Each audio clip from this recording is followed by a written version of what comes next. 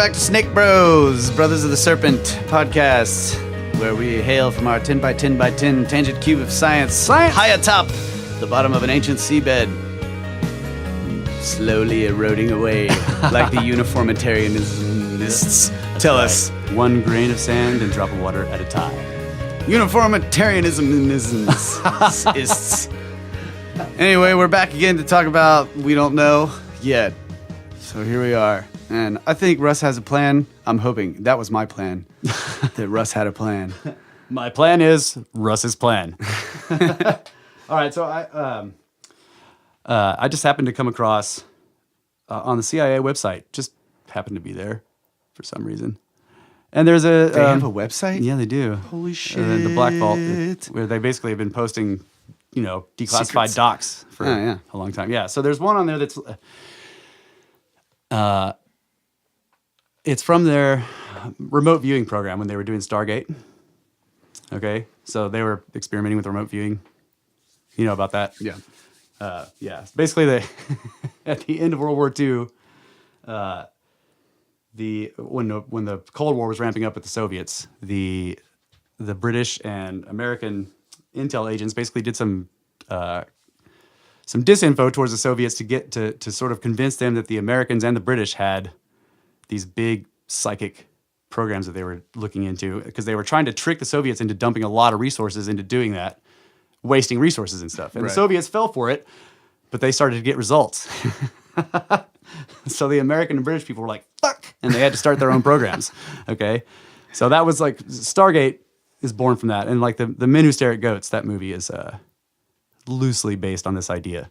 Anyway, the way they would do their remote viewing is some of the controls were basically the remote viewer did not know what the target was. Okay. It was in an envelope sealed. And he they would give it to him so that he could hold it or whatever, but he did not know what was written on the card inside the envelope. Right. Okay. But he knew that this was the target.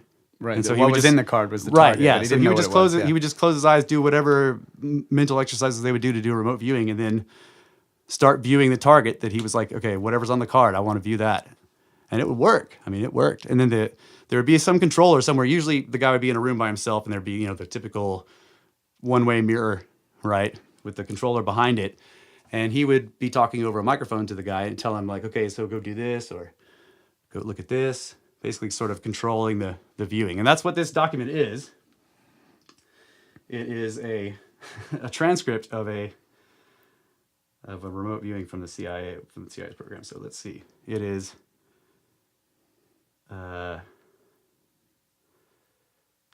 okay. Mars exploration. So they basically put Mars 1 million years BC was on the card in the envelope. Okay, so the remote viewer does not know this. He has no idea that he's looking at Mars. So he starts seeing aliens in ancient buildings. So I'll read some of it. Okay. That's badass. Yeah. Okay, so the guy says, I want to say it looks like, sort of looks like I got an oblique view of a pyramid, or a pyramid form. It's very high. It's kind of sitting in a large depressed area. So the guy says, all right, move in time to the time indicated on the envelope. And he says, okay, I'm tracking severe clouds, more like dust storms, some kind of geological problem. I can't see anything. It's a geological problem. So the dude the controller tells him, go back before the geological problem, whatever. Okay, and he says, total difference. It's I don't know. It's like mountains. Let's see. Large flat surfaces, angles, walls. They're really large though. I mean, they're megalithic. The guy's like, okay. And then he says, I'm seeing, it's like a perception of a shadow of people, very tall, thin. It's only a shadow though, as if they were there, but they're not there anymore. And the controller says, okay, go back to a period of time when they were there. And the guy says, okay, I get a lot of static, but I keep seeing very, very large people. They're very tall and thin, but they're very large, and they're wearing some kind of strange clothes. Anyway, he goes through. He starts giving him different coordinates, which are just random numbers, but their actual coordinates are It's like the numbers are random for the coordinates, but they have coordinates that these numbers are representing for that time. So The controller's giving him coordinates? yeah, he's like, Okay. goes and he gives them a string of numbers, which represents coordinates that they have recorded down. Right. And so it's weird. It's like they know something. Yeah, so they already have some information. Right, they already sort of know, because the guy, he's like, okay, go here. And the guy goes, appears to be the end of a very large road, and there's like a marker thing that's very large. I keep getting like a Washington Monument overlay, so it's like an obelisk. Yeah. And the guy goes, all right, from this point then, let us move to another point, and he gives him another string of numbers. And the guy says, okay, I'm in the middle of a huge basin, range of mountains almost all the way around. Basin's very large. Scale seems to be off or something. It's just really, so he's like, it's weird to him how big everything is here. So the guy's like, I understand the problem. Just continue. And he goes, okay, there's just one right angle corner in my vision. So he's in this gigantic basin and he just sees the corner of a huge building. That's all I can see. And the guy's like, okay, so let's move to a different place very close to that. And then he lists off some stuff that's very strange. Look at the cluster of squares. They're almost flush with the ground, and it's like they're connected. Something very white or reflects light. Let's see. Sounds like the kitchen tile floor. Yeah, I'm trying to find okay, let's see. Pointed tops of something on the horizon. He sees pyramids. Can't tell if it's overlay or not because they're different. The guy says, do the pyramids have insides and outsides? And he's like, yep, got both. They're huge. It's like an interesting perception. Different chambers. They're almost stripped of any kind of furnishings or anything. It's like strictly functional place or for sleeping, or that's not a good word, hibernation of some form. I get real raw input. Storms, savage storms, and sleeping through the storms is what he says. He's getting an impression of. Whoa, dude. So they were building pyramids to hibernate through these crazy geological storms that they were getting. Then he tells him to start. He's like, start interacting with the people. Okay, and he's like, they're ancient. They're dying. It's past their time or their age. And the controller's like, tell me about this. And he goes, they're philosophical about it. They're looking for a way to survive, and they just can't. And he goes, what is it they're waiting for? He says, evidently was a group or a party of them that went to find a new place to live. It's like I'm getting all kinds of overwhelming input of the corruption of their environment. It's failing very rapidly, and this group went somewhere like a long way to find another place to live. And the guy goes, what was the cause of the atmospheric disturbance or the environment disturbance? And he says, I see a picture of like a warp. It's difficult. I can't tell. And he goes, okay, I get a globe. It's like a globe that goes through a comet's tail or through a river of something. Okay, so basically he's painting a picture of like Mars is having whatever destruction Right. that makes it look like it does today happen to it. And these people were trying to get away, find a place to go. And he eventually is told to follow the ship that they made. So he says, let's see. All I get is they must wait. Let's see. I get impression of an inside of a large boat, very rounded walls and shiny metal. And the controller says, go along with them on their journey and find out where it is they go. And he says, impressions of a really crazy place with volcanoes and gas pockets and strange plants. Very volatile. It's very much like going from the frying pan into the fire. Difference is there seems to be a lot of vegetation where the other place did not have any, and different kinds of storms. And anyway, the guy brings him back after that. So that he had no idea that he was looking at Mars. That's freaking awesome. And When was that? that was in, let's see, the document is dated 1984, May 22nd. And this is on the CIA website. That's freaking cool. Yeah. So what do you think? Nephas? The Greys? Right, they're very tall. Yeah. He said they appear thin, but it's because they're so fucking tall. He was like, they're huge, but they're so tall that they look thin, but they're actually gigantic. Yeah. And I don't know, there's nothing about them going to Earth, unless that... Yeah, the other place was Earth. Right, but it was weird because he was like, I don't recognize the vegetation, but of course... Yeah, but if he was millions of years before or whatever. He's actually told... He's told to date? Yeah, he's told to start at 1 million BC on Mars, but when he goes there, he can't see anything because there's a geological So he has to go disturbance. before that. The guy says, go back before the geological disturbance, Right, which could so be anytime. And then later on, he says, go back to where the people were there. Right. Because he says, I see a shadow of people. Yeah. So who knows how far back in time he was. Right. So if that was Earth that they went to, it could have been like. That's right. He could have, yeah. That's right. And also there was one I couldn't find it in there, but there was one part where when he was interacting with the people, he eventually says that the one that he's talking to that's giving him all these impressions seems to think that he's a hallucination. They were doing drugs, bro. They were going in and out of this weird hibernation sleep, and I guess he thought he was dreaming him. So anyway, that's on the CIA website. Like what the fuck? I love stuff like that. Looks like they were doing some good work back then. Yeah. And they supposedly closed that program because it didn't work. Yeah. You know. Yeah, because obviously that's all bullshit, right? Right. Yeah. That's really interesting. Yep. So that was first part of the plan. Was that crazy, Doc? And then I just have a list of, and I thought this would be cool for episode 7. I just have a list of stuff that for the past century are just like strange events. So talk about stuff until I bring that up. All right. Well, we have a special guest in the studio today. That's right. Ethan Hack. Welcome, brother. Am I on? Yeah, you're on. You're live. You're on. You're live. But we're not great. live because it's not a radio show. That's right. So basically, this list, I'm just going to read these things. They're short little excerpts, and then you guys react. Stop me if you want to react, okay? Sure. Well, real quick. Yeah. So Ethan hit us up.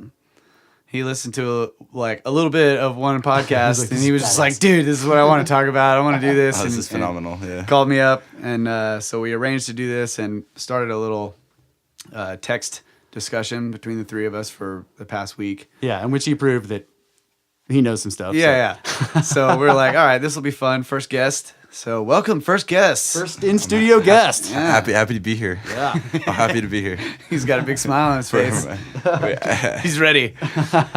It looked like it was really difficult to sit there and be extremely quiet. It's Right, he was- somewhat, but He's being silent this whole time up until now. first time viewer, or what was Yeah. it? Second time viewer. That's right. What do you think? So what do you think about that Mars doc, the CIA Mars document? That sounds crazy, man. Like, so for me to understand what you were saying is that they had essentially sent pictures to who? The Russians or Okay, but the picture? It was photos of Mars, the landscape of Mars. No. or The what was it? reason they had this remote viewing program, which was basically where they go into a trance and try to look at stuff with their minds. Okay. Okay. So like MJ12 type of stuff. Yeah, it wasn't MJ. It was called Project Stargate. The Men Who Stare at Ghosts Okay. is like based. Okay, on. okay. Yeah. So the reason the Americans and the British had programs like this is because they initially tricked the Russians into starting up like programs on psychic stuff, figuring that they would be wasting resources because they thought it was bullshit. But the Russians started to get results. Yeah. So they were like, oh fuck! So they had to start up their own programs. So that whole tall, lengthy men. Yeah. well, yeah. So It's- the document is just a transcript of one remote viewer looking at Mars without knowing that that's what he's doing. He doesn't know that it's Mars because it's the envelope. It's the target's in a closed envelope. It says Mars 1 billion BC. He doesn't know what it says though. That's how they did all their remote Wow. viewings. Yeah, no, I've heard like stuff like Mars, the whole planet's dead due to like a past nuclear holocaust. Yeah, Have you heard that? Type of thing? That's Dr. Brandenburg. Yeah. Says Like, Xenon 129. Yeah, that's right. yeah, it's crazy stuff. Like that's pretty cool. Like this is during Cold War, right? Yeah. Cold War era. It was what did I say? The Yeah, date was we were just 84? trying to kind of 84, like yeah. BS in the Russians, like with the space race, So, but I think we did go to the moon. But Oh yeah, we totally went to the moon. But just trying to make them waste their time and resources. Yeah, that we thought Clearly we were like, stupid. waste your resources on this psychic bullshit, and then Yeah. they're like, "Wow, this psychic Is stuff." it kind of like It's actually legit. Does HARP predate this? Is it before? No, is I this don't before think- HARP or after HARP? I think harp is recent, isn't it? I thought HARP was like 70s, 60s stuff. Dude, that's a really ancient instrument, you guys. That's true. not recent. The harp.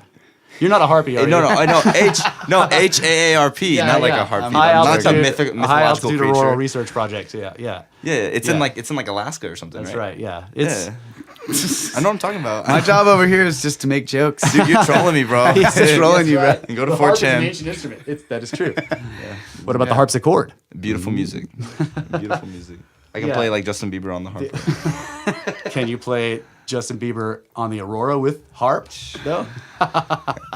All right, so let's get into this list here. This first one is really strange. Okay, New Year's Day, 1984, a dud 9-inch, 22-pound Second World War shell crashed from a sunny sky into a backyard in Lakewood, 20 miles southwest of Los Angeles.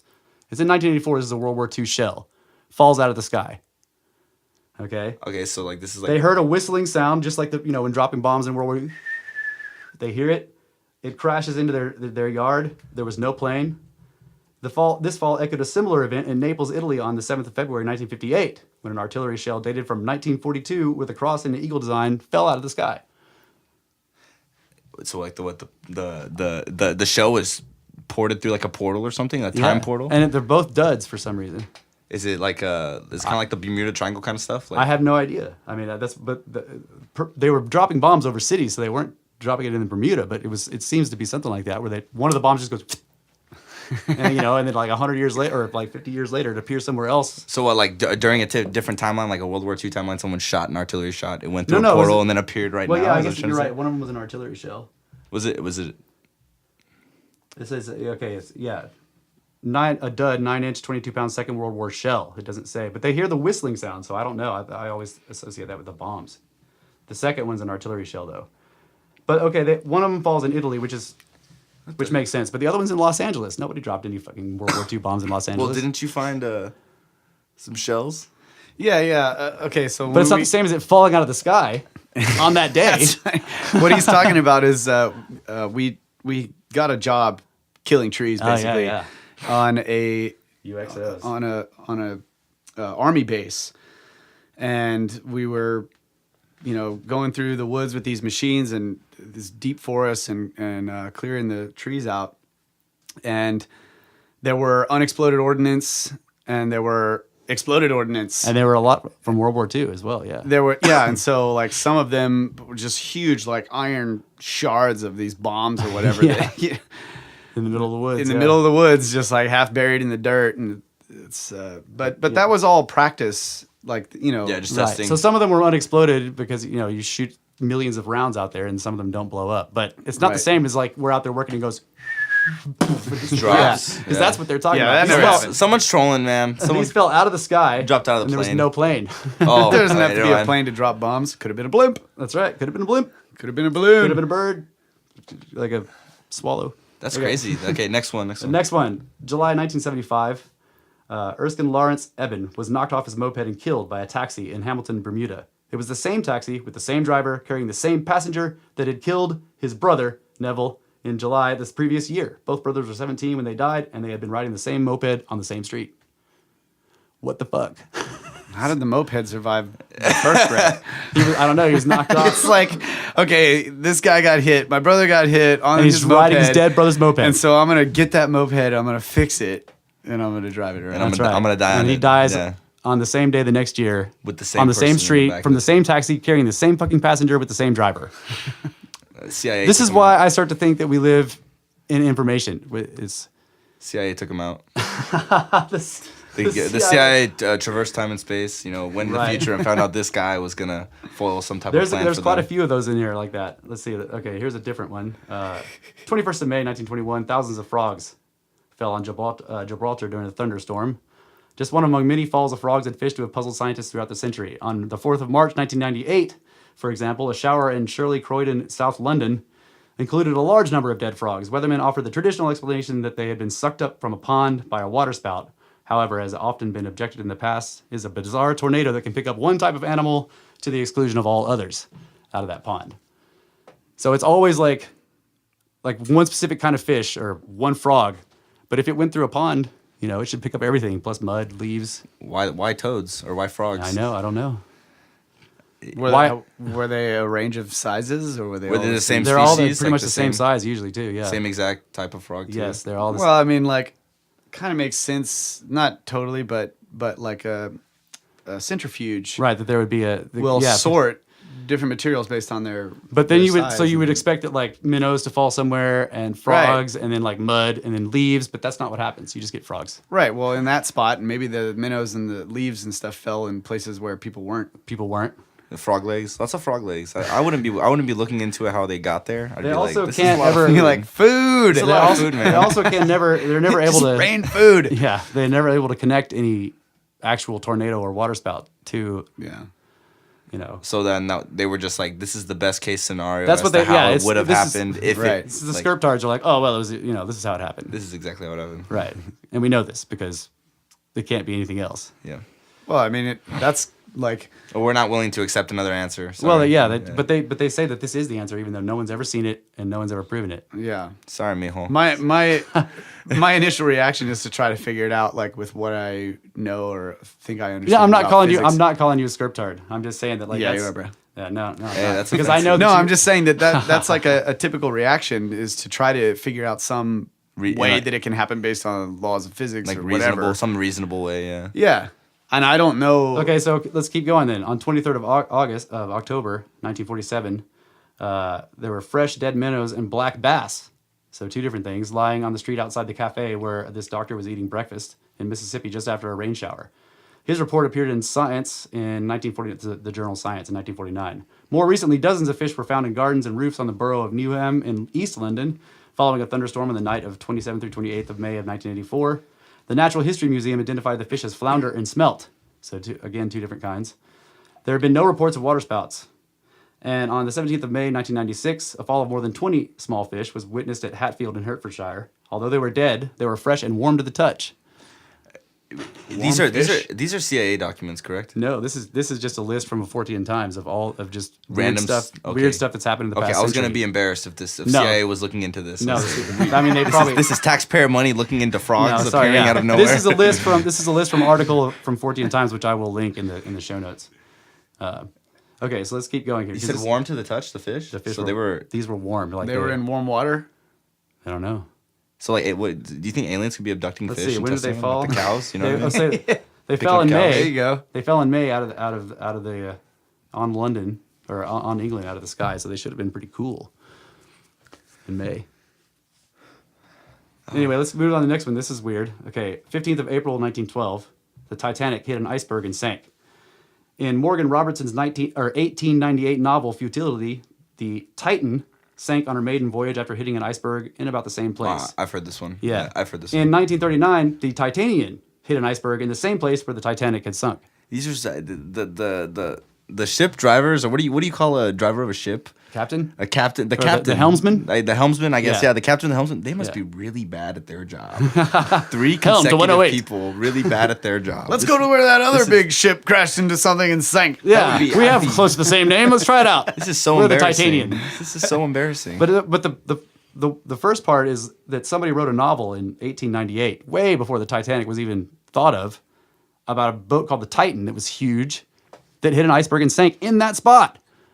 So it's like a prediction, even though he was just writing So- a fiction novel. Could have inspired the guy who made the boat in his first voyage. And then inspired the glacier. have you heard of the term? Have Have you heard of the term like a there's temporal a rift? reasonable explanation for all of this. So what if there's like a temporal rift in time and space, and that same glacier is just appearing, Yes, randomly? could be that. in the This is ocean? why. with like one polar bear on it? targeting. That's and right. It's like, the it's same when they're taking melting. pictures of. That's right. Targeting cruise ships. Not They're cool. called Not called cool, bro. Titan something.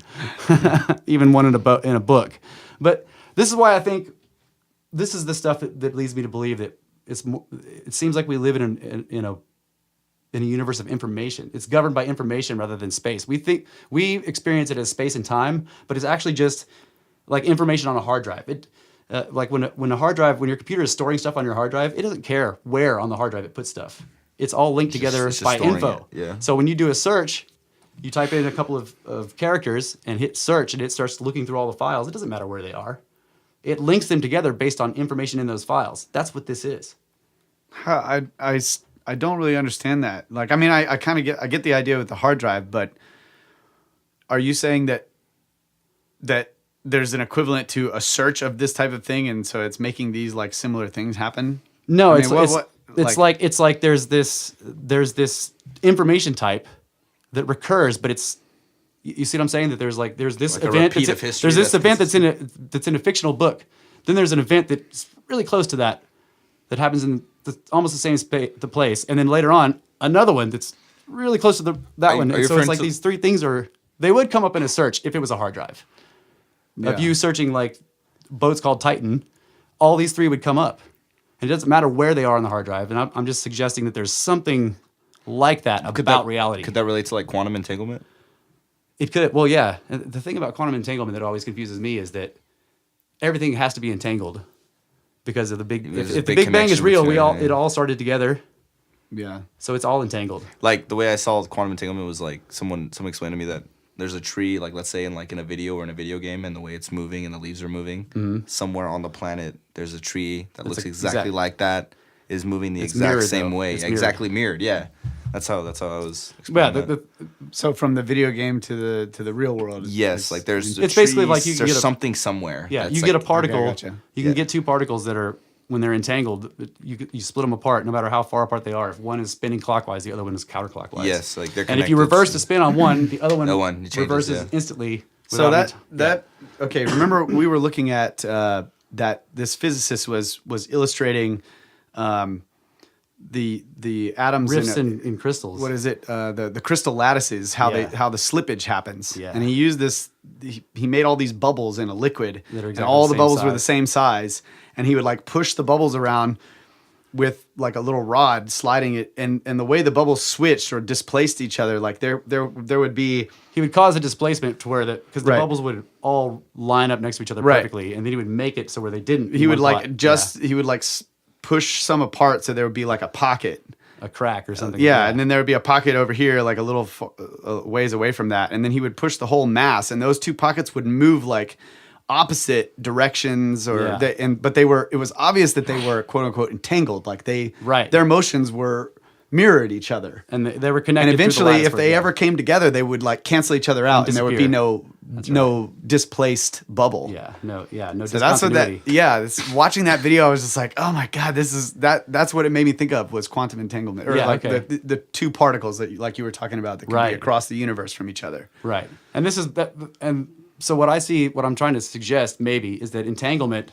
all the names. That's the common factor. The name of the Titan. The Titan. Right. And Yeah, and, yeah. and the events. That's though. the entanglement and the event. That's The events, like there's the place on Earth where it happens. It's the same How it spot in the happened. ocean. What happens? The big block of ice hits the ship and sinks it in the book, and then in real life twice. Okay, with the Yeah. names being really the same. This is the same thing with the brothers getting hit on the moped by the taxi with the driver with the passenger. It's the same event, almost. not cool. Yeah. See, that also makes me think of like deja vu. Yeah. So with deja vu, it's like you're I have a- so close to like this. I'm pretty sure this exact freaking thing happened, Yeah. and then the next thing happens. You're like, yes, that was right, Right, you too. can't- I've lived this moment before. Like I know I have. Right. There's no The doubt. weird thing about deja vu is you can't predict anything, but as things happen, you're like, yes, that's right. I That's, recognize this is this. right. I Yeah. recognize this. Yes. Yeah. No. The way I've always seen deja vu is like, what if we're reliving moments that we've already lived?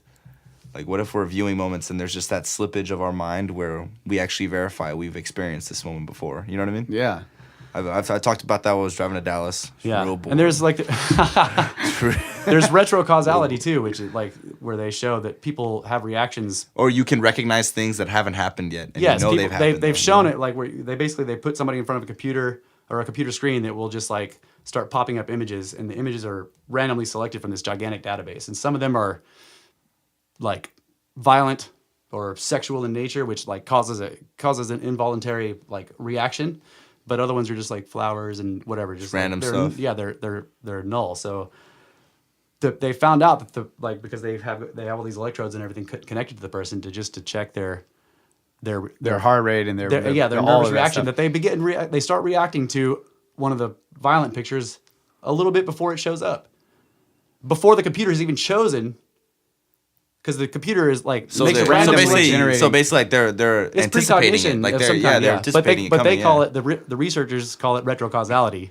looking at it in the sense that like the person sees the picture, and his reaction moves backward in time.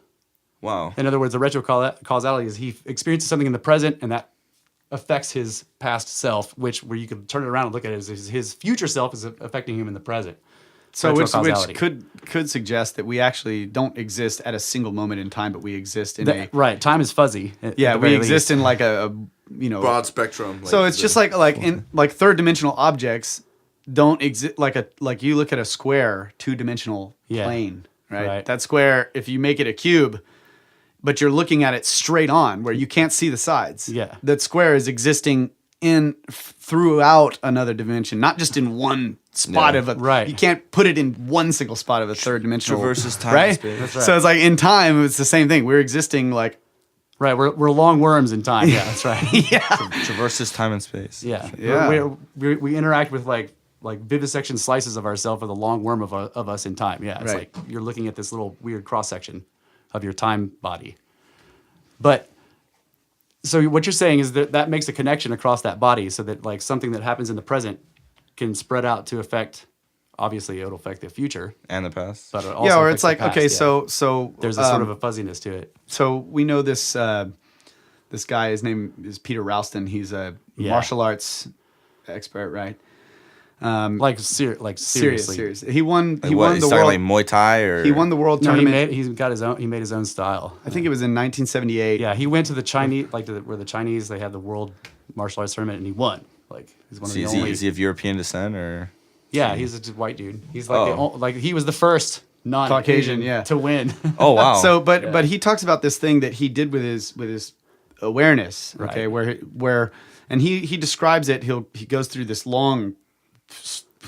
He gives like courses on this, presentation yeah. about how he did it, but basically he will describe like there's a situation happening, right, and you Hold that thought. We Yeah. are like a minute over time at least. yeah we are well Sorry I'll about get that. to that in the second segment. Yeah. We're gonna talk about some really cool stuff. That's right. Coming up, you guys. Kicking some ass, martial arts style. Serious business.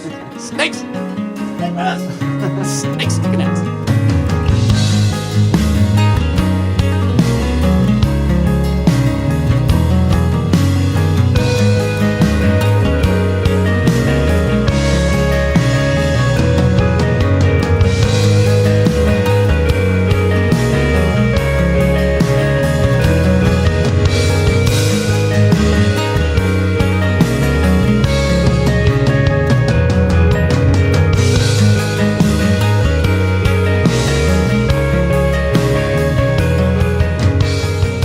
And we are back, ladies and gentlemen, Brothers of the Serpent podcast here in the 10 by 10 by 10 tangent cube of science amidst the dusty bones of an ancient seabed high on the Edwards Plateau.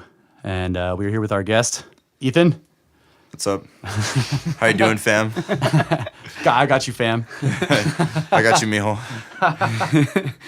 So back to we were talking about quantum entanglement. That's right. And I wanted to talk about this guy named Peter Ralston. That's right. Yeah, that's right. We're martial arts. Yeah, so the way I know this is because I went to this week-long, what he calls a workshop, which was he called it the ontology. Right. It's a mental. Yeah. And basically, I didn't do any martial arts. I just sat on a cushion on the floor and listened to this guy talk and blow my mind, basically. Yeah. But one of the things he was explaining is where your state of awareness is, like where almost in time, because he started out describing like a situation happens, say that you witness, right? And the light or whatever, the sound, all of the stuff hits your senses, right? And then all of that goes electrically or whatever into your brain. And at some point, you apply concepts to all of these Archetypes and concepts. Yeah. right. And so let's say like he used a martial sense, like so someone's got a knife, right? And they're gonna attack you or something, and you're witnessing this, and like you're seeing the person, you're seeing the knife, and you attach this concept to the knife, which the knife is deadly. Right. It's gonna cut you. It's gonna be painful. The guy is aggressive, and he might kill you or whatever. And so you've got all these concepts going on, and then the concepts have emotional reactions. Yeah. So you experience fear, or you experience like Fight or adrenaline, flight, or yeah. right. So you've got all this stuff going on, and he's talking about experience, and then your choices that you make of what you're going to do. And one of the main things is like when you're being attacked, or when you're in a fight scenario, is that you don't want to get hit. You don't want to get stabbed. Like, I don't want that. I don't want that. Right. And what he was saying is that he tried to move his consciousness up beyond, like before all of the concepts, all of the conceptualization of what's happening. Right, because he knows that he's experiencing it. There is experience before all those concepts get applied. That's right. And he's like, how can I shift my perception to before those concepts get applied? So that That's I can, right. Yeah. And so what he started to change his mind to like, I want to experience what's happening, because honestly, that's the best way to deal with a fight. right. Yeah. Is you want to experience You're like, exactly what's going on. Yourself in the situation. Because that's going to give you the best ability to make choices, right? The right choices. So at so that he moment. was looking at, like, let's say like you said, the person with the knife, and was he running through every possible? No, it was No. it He was wanted totally to the go- opposite. yeah. He got Right. rid Run of the through nothing. concepts. He got rid of the concepts. He's like, okay, I want to experience the motion of the person, how they're moving, all of this stuff. I want to experience the knife, and Without concepts of it. though. without the concepts of it. Okay.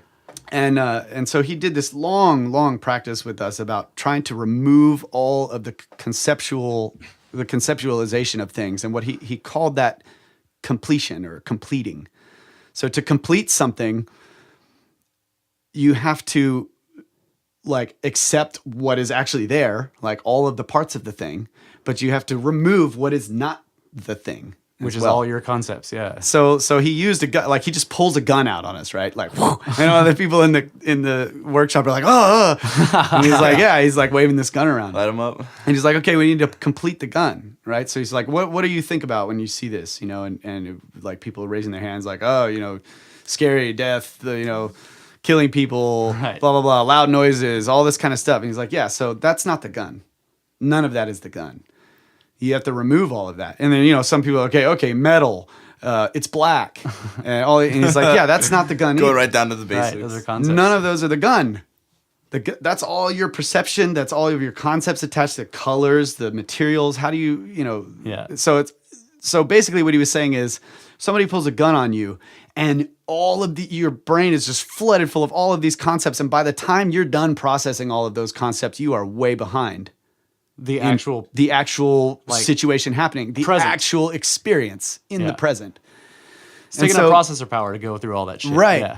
So what we were just talking about before was that we sort of like exist in this, say, expanse of time where our a consciousness can shift, it's fuzzy or whatever.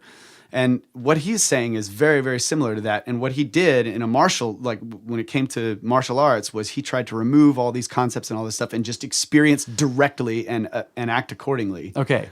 But so let me clarify though, because this is fascinating in like, especially with what you just described. So he pulls the gun or whatever, the knife, and there is some point in the direct present before the light even reaches your eyes and everything where that's actually the present, right? Right. Okay. In the experiments with the computer screen, they begin to react before the computer has even chosen the picture to Right. put. So it hasn't happened yet. Right. That's what I'm saying. Right. That's, and I agree with that. But Yeah. what I was saying is that he's sort of, if that's a reality, like what the situation you were describing, then what he was describing and using all of these technical things and physics trying to move. say, Yeah. really, it would be possible to move your consciousness before Past- that point. That's right. Right. To where he's actually he Yeah, may have and- been doing that without realizing. That's it. right. And so a lot of people that fought him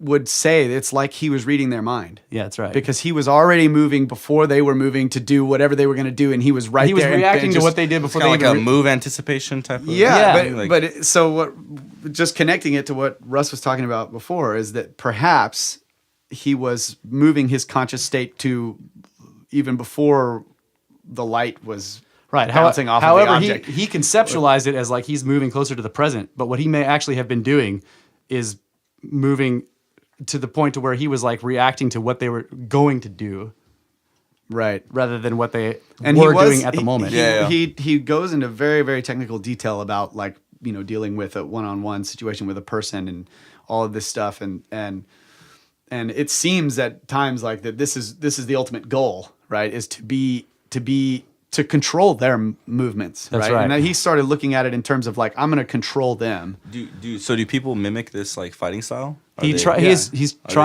to teach it, but no one's learned it, or He considers himself not even a master. Right, because he's like he has all of these principles that he's tried to work out, and he's written books about it and all this stuff.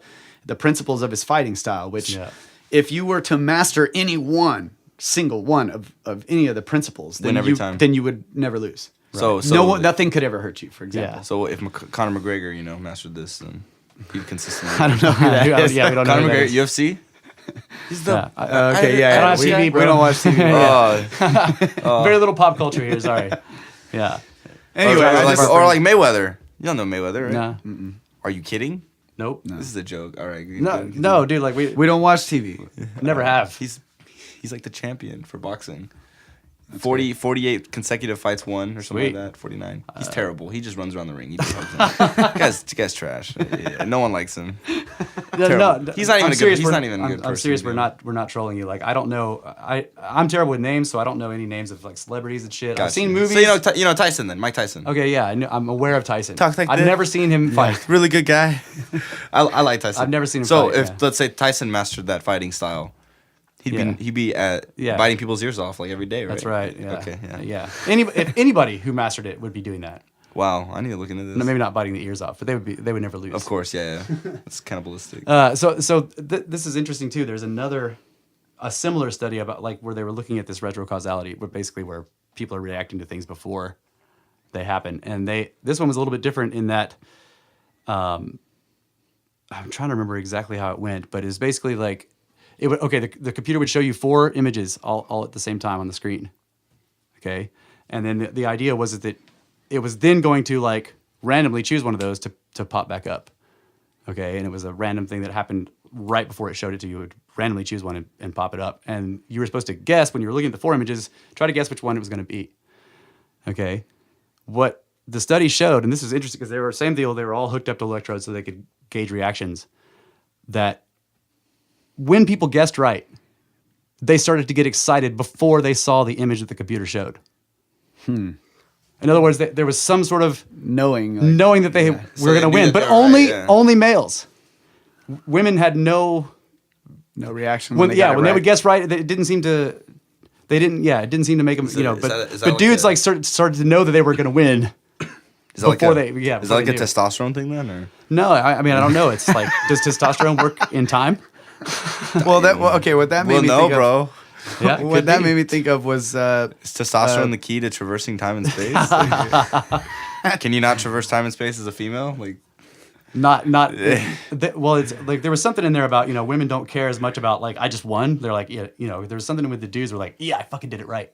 that makes sense. That dominance. That I'm So better than maybe you, yeah. so the women may have had some reaction that they just weren't picking up. They weren't. Right. They did. There was an elevated like okay cool I did it right. Yeah. But for males, the it was dudes, like, it was like yes, but that yes began seconds before the computer showed them Yeah. before they actually knew that it was correct. So this is another thing that makes me think of like the where I think you told me about this, like some monk dude put his consciousness in the path of a laser. Yes, that's a crazy study. Yeah. So perhaps the people, when they guessed right and they were having the emotional reaction prior, they were actually affecting the randomization of the computer. They were actually picking for the computer. They were changing the. That is okay. So You see what I'm saying? Yes, like I their do. consciousness when they picked it, and there was some elevated level of whatever. There's like a divine intervention. It's like type of thing, or- it's like their decision of the photo caused the sorry, computer. is this off? Yeah, you have to switch the bottom switch there. Okay. So their decision affected the computer's random choice. Right. Okay. This is so what the- I'm saying. Right. So what is that called? So there's 2 studies that. Well, first there's the one about the lasers you were talking about, but there's another one that's been ongoing for almost 100 years now, where there's basically a random number generator somewhere. They do it digitally now, where it's basically picking randomly a 1 or a 0 every second or whatever, just putting them out. So it's and there you can see over time that it's a random distribution. There's no order to it whatsoever. But if somebody somewhere, you don't have to be next to it, but usually they'll put them in the lab or whatever, and they sit there and they're like, I kind of want zeros, and they just focus on that. It'll make more zeros statistically than ones. So that's showing some kind of like that consciousness interacts, because the way the actual physical mechanism for the thing picking random ones and zeros is movements of electrons on a circuit board. What's the distance? Huh? It doesn't matter. It actually doesn't matter in time either. They've done this thing where they have this little black box that just has a button and a light, right? And there's nothing, there's no recording thing inside it, but they'll say, okay, this will record your intention. They'll push it and the light comes on, and then the person sits there and focuses and says, basically they focus it like, when the next time this box is turned on, I want more zeros than ones. And then when they're done doing that for a couple of minutes, they hit the button, the light goes off. All that's in there is a battery to make the light come on. But then they'll put this box into a safe or whatever and lock it up, and like months later they'll go out and turn it on, and it makes more zeros than ones. Okay, so what if? That's freaking awesome. Yeah, it's So what if they craziness. just put that thing in the box, and let's say they notified the whole city of San Antonio, like they put the box right in the center of San Antonio, and they said, everybody in the city of San Antonio, for the next month, I want y'all to think of the number 1 as much as possible. For the next month, everybody just think of the number 1, and like as much as possible. And then in that month, do you think that since there's so much like conscious power that it would only make ones? Yeah. Yeah. Okay. So I can't give you the answer to that, but I can tell you this: that they are constantly running these random number generators. They're going all the time in various labs all over the place. And whenever major world events that lots of people pay attention to happen, they stop being as random as they are. And no one's thinking about ones and zeros, but because it seems to be that because a bunch of ordered millions consciousness. of consciousness, like 9/11, dude, the random number generators like stopped. They went way more to being like structured than random. And see, that makes me think about freaking Babel, dude. Yeah. Like we have often talked about Babel, like the story of the Tower of Babel, right? Yes. And the confusion of tongues. And what was that one language that all people spoke? And there's Sumerian theories and all this stuff, but what if it was telepathy? Yeah. Like if the language that we spoke was direct, like so I've 'cause analyzed there's this kind of idea that the confusion of tongues causes people to not be able to communicate with each other as well. Not just that we have different languages, but that all of a sudden, like, I can't really ever get my real thoughts across to you. We struggle like we're doing right now all the time with words. You think that the Christian God? Well, was it like- doesn't matter who did it. The point is that the story Or seems like to- that all-knowing being No. intentionally took away our ESP Nah, powers. I don't think it was the uppercase G god. It was one of the lowercase G gods that were down here like fucking with everything at the time. I Well, think. yeah, regardless of whoever it was, the idea of like what event. was that original language, Yeah. and if that original language was, because they talked about them all being of one language, right? Yeah. Of one, And it's you know like that of linguists- one mind, like because they could all communicate with this perfect language, basically. There was nothing that they set their minds to that they could not achieve. Right. That's what the God, like God or whatever seems to say is like that if they keep doing this, nothing will be withheld from them. So you have They won't this. do anything. You have this element where there's this separation. There's this division, right? Yeah. And then later comes the Son of God, who's like communion, Right. come together, Even though it's hard. and now. then you will achieve what the kingdom whatever of you heaven, want. That's right. Yeah, unity. which is ultimate, like everything. Yeah. So it's like there's these two opposing forces. There's the division, and then there's the coming together. And like That's so, cool. I've never thought of it that way. so the idea that all of these people, their thoughts, just because of some external thing, everybody's thoughts being focused on this external thing starts to make more order out of the universe, making more harmony. right. It starts to reverse the arrow of entropy. Right. There's less chaos and more order. Yeah. Which is kind of like, suggesting as well that But it's- consciousness is on the quantum level. Yeah, that's right. So there's this idea of consciousness interacting. Fuck yeah. interacting with the True. universe at the quantum True. level. In other words, electrons are basically quantum particles. They're subatomic. They don't have any mass. Or Well, very everything little. basically is, isn't it? Right. Well, Because everything's connected, like entangled. yeah, and then the larger particles are made up of smaller ones or whatever. But we're not sure about that. But the point is that somehow, when I'm sitting here, if I'm sitting here like I kind of want zeros, then that electronic thing, which is basically using electrons going down little pathways, and there's this idea of the collapsing of the wave function where it's kind of a cloud of probabilities until I look at it, and then it goes, "Phwing," and then it is something Yeah. rather than something else. Precisely. Right. But until I look at this is the Schrodinger's cat idea. Until you open the box, the cat is both alive and dead. It's a cloud of probability. Then you open the box and look at it, and bam, it's, there you it's know. either alive or dead. Yeah. Right. And that's because if you the idea of the thought experiment is if you have an electron gun and there's a tube that splits, and if it goes down the right side, it kills the cat. If it goes down the left side, it doesn't. Until you open the box after pulling the trigger, it's both. Yeah. Because the electron goes down both paths. Or how about the It's fact that it's both to you, but it's already like No. no? No, I mean, like the theory actually says that the electron goes down both paths. It actually does go down because it's a wave. Oh, okay. Until you All right. until you perceive whatever it's supposed to be doing, until you perceive it in some way, since we can't directly perceive the understand what it electron. did, then- Yes, you have to see the effects. Got you. Until you do that, it's both because it did go down both paths. It kills the cat and doesn't kill the cat. So I can't remember for Babel. How long was it before Christ? I mean, there's no There's no date I don't for it. really Right? know. It just said, it's like right after Genesis, basically. There's an idea that there was a flood. The flood happened first. So it was basically, from what I remember, roughly around 600 years after the flood. So it's yeah. When was it's the flood? Noah's descendants, right? Yeah. The descendants of Noah, and all they're and then whatever Nephas survived. Pretty big. Yeah, it boat. says they came down out of the mountains into the plains of Shinar, which makes me think of the 200. Right.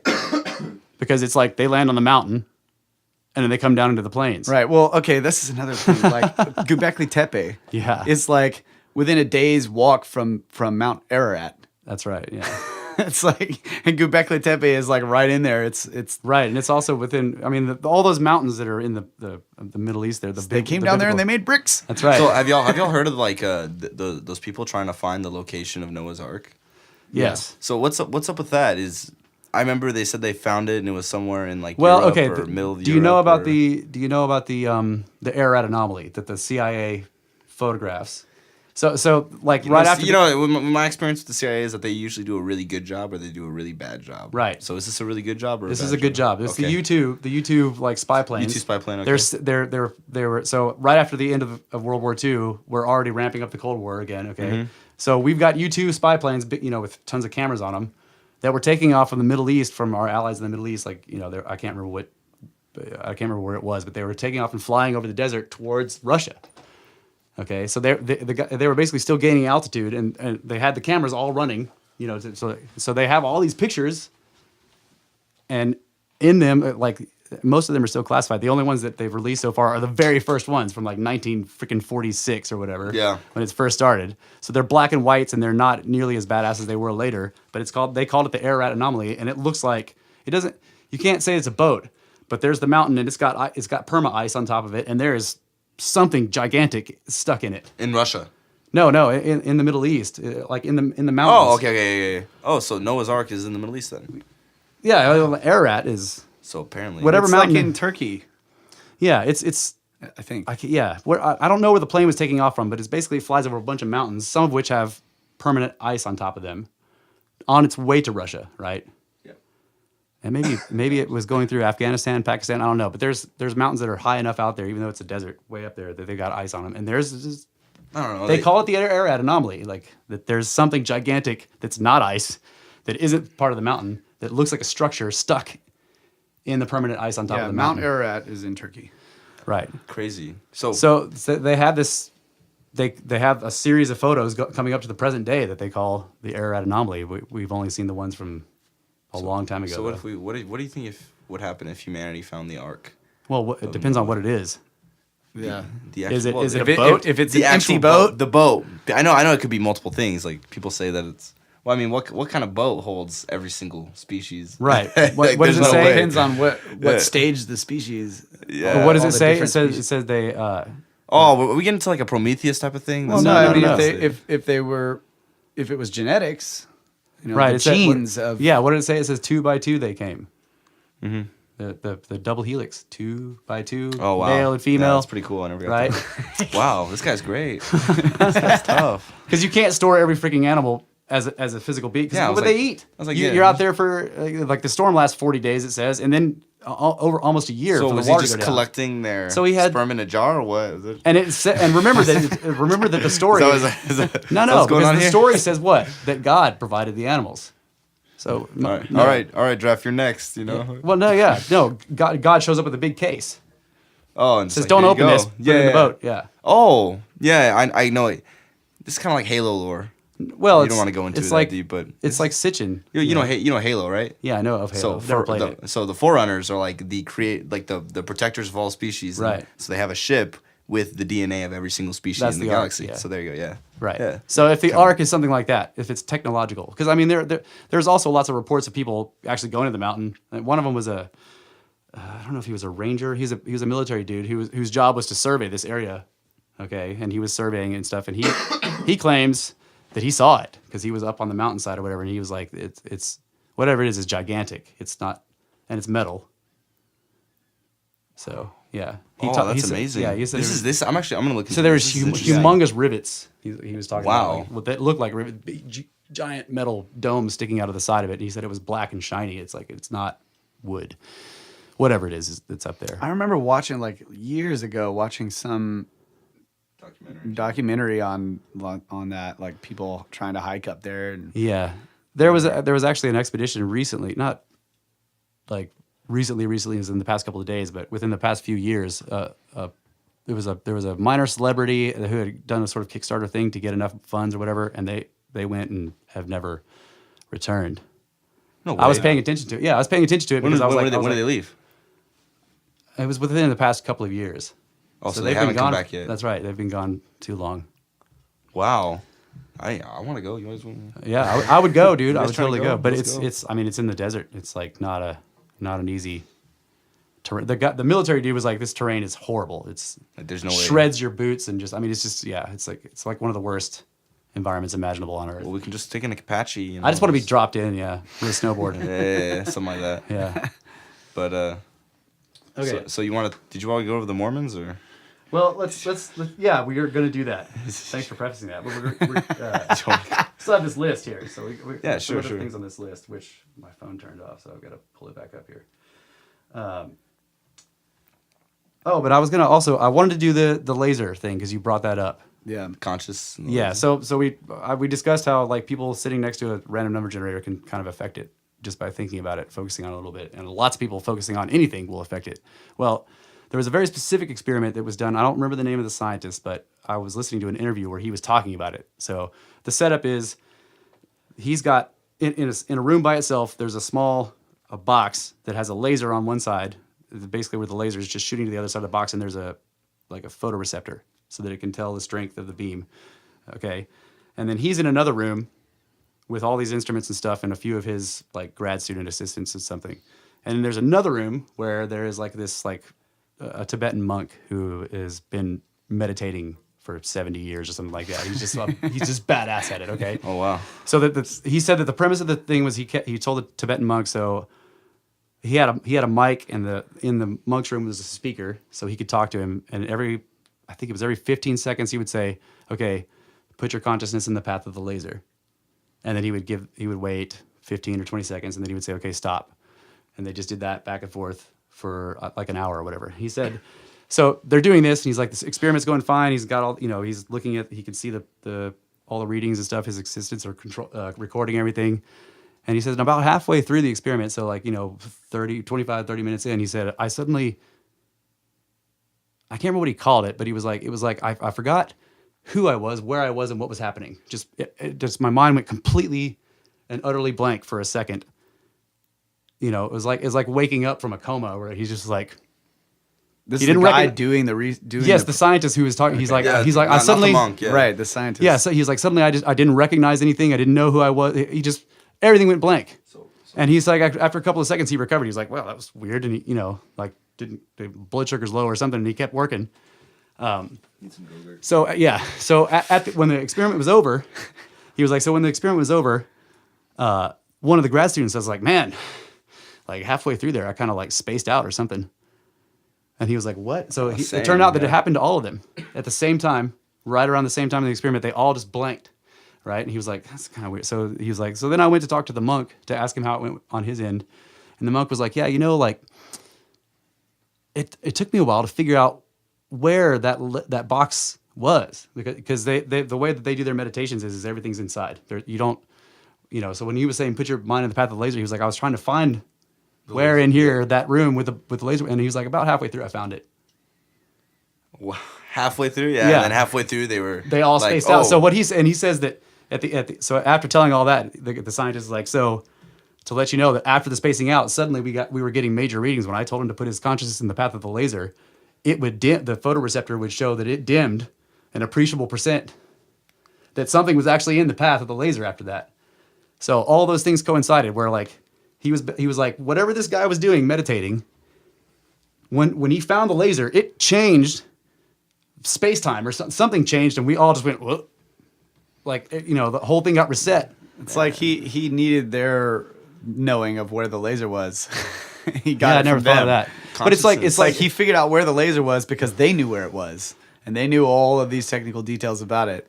Yeah. And he finds out where the laser is, and that's why they all go blank. Wow, He's like, so- he was confused because he's like, I knew where it was out here. I didn't know where it was in here, which is where he goes when he's meditating. Yeah, so nonchalantly was like, yeah, halfway through I found it. Yeah, he's like halfway wow. through. How crazy would that be? Like halfway through I found it. Yeah, Yeah, and he's I'm like about halfway through I found it, and like so the scientist was basically trying to. He was like, so the idea he got was that because the whole experiment was about is consciousness something tangible that does actually interact with the physical. With the physical world. That laser is a physical thing in the physical world that is it's coherent, right? And so if the consciousness of that monk could affect it some way, then he was basically, and the laser is basically made up of its coherent fundamental quantum particles. So they're on the level that consciousness would interact with the real world. And so he was saying that the weird blanking thing that happened to all of them, his students as well. He was like, something that guy did when he found the laser, something showed up, something came where they were, and it like fifth dimensional. It was affecting the world so much that like that all their quantum particles got reset for a little bit. That's why they just completely blanked out. Like, who am I? What? Oh wait, okay, I'm a scientist. I'm doing this experiment, right? Yeah. Wow. That's what he was. That's He's what onto he was something. implying. Yeah, he was like something. How long ago was this? I don't know. I was listening to an interview, and let's see, we were working on Chad's barn. That's when I heard it. So I have no idea when the guy did it. Yeah. Does it matter? I mean, we're basically talking That's about awesome. time not mattering. No, that's awesome. That's crazy. When was this? It puts into perspective a lot. It was like 5 years from now. A lot of things matter. What'd you say? Like a lot of things matter, man. Like But time, we're basically Time? talking about how time doesn't matter, right? like the day that I can make a croissant with my mind, Doesn't matter when that day is. yeah, It will come. That's all you need to know. Okay. go eat that croissant, bro. That's right. You might not be able to do it until way later, but you can eat the talks, croissant bro. right now. With the croissant, bro. Okay, so this going on to these weird things here. We got to. Well, we're gonna have to move on because we're at another break point here. Okay. We are. Yeah. All right. Cool. Oh. Wait. Yeah. Yeah, we're past. Yeah, 2 minutes past. All right. All right. We will come back in a little bit after a break, and maybe we'll talk some more of this weird list. Yeah. or Let's go over the weird list, Yeah. Okay. Cool. Because there's a bunch of stuff on and here. then we can talk about snakes.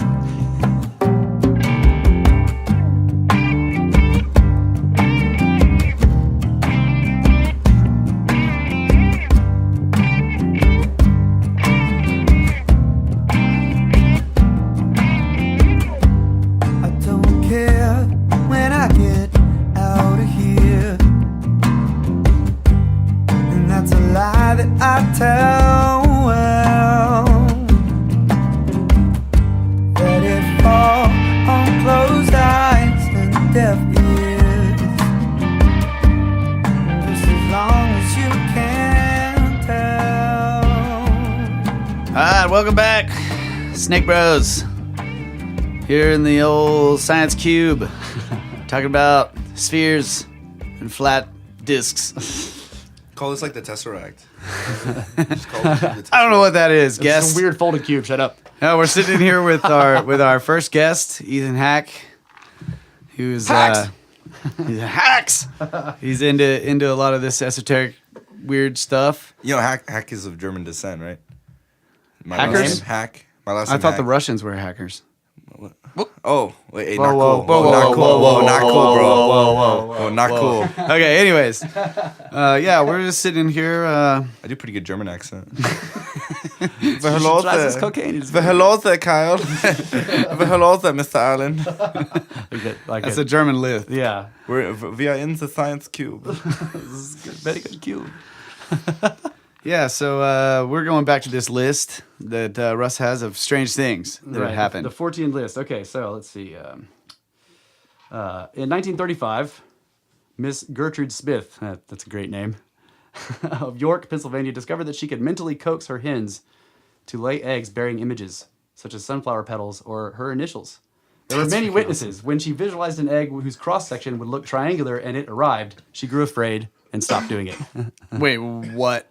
Yeah. Wait. Go back and what was that last part? When she visualized an egg whose cross-section would be triangular, and it arrived, in other words, a hen made one, she got afraid and stopped doing it.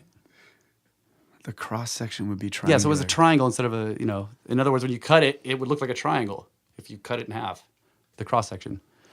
So it was no longer egg-shaped at all. It was something I else. thought it was there were images on the egg, not the actual Right, shape she was putting images on them, but then she found out that she could actually make the egg be a freaking triangle shape. Ow. Right. That must have hurt the chicken. Well, yeah, I don't know. Not cool.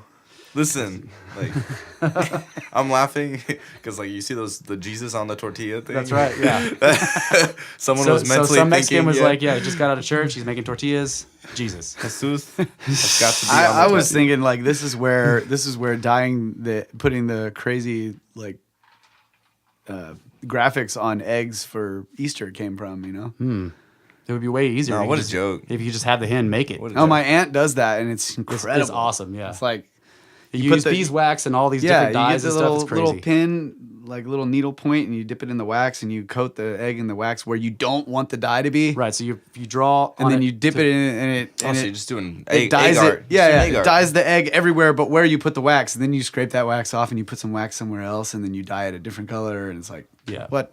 It's crazy. Well, She actually, does I these- think you leave the wax on all the way through so that it stays wax off. the color. Like, so if you want it to be white, you draw like Shmiyaki something. or- Yeah. Anyway. Yeah, you're right. You're right. Yeah. So at the very end, the egg is basically a big ball of wax. Then you melt it all off there, and there's this beautiful pattern of all these different colors because the wax protected it from the different dyes. Can you do that to the triangle egg? Like, Can you? Well, I think that what he was saying Is is this that this lady's woman was making these 19 eggs without having to do the wax stuff. you know what? This lady, if she was born today, this is the 30s, right? Yeah, it was 35. Yeah, She'd be a meme. So that's right. She should have tried it with ostrich eggs, Oh yeah, emu eggs. dinosaur eggs. That's right.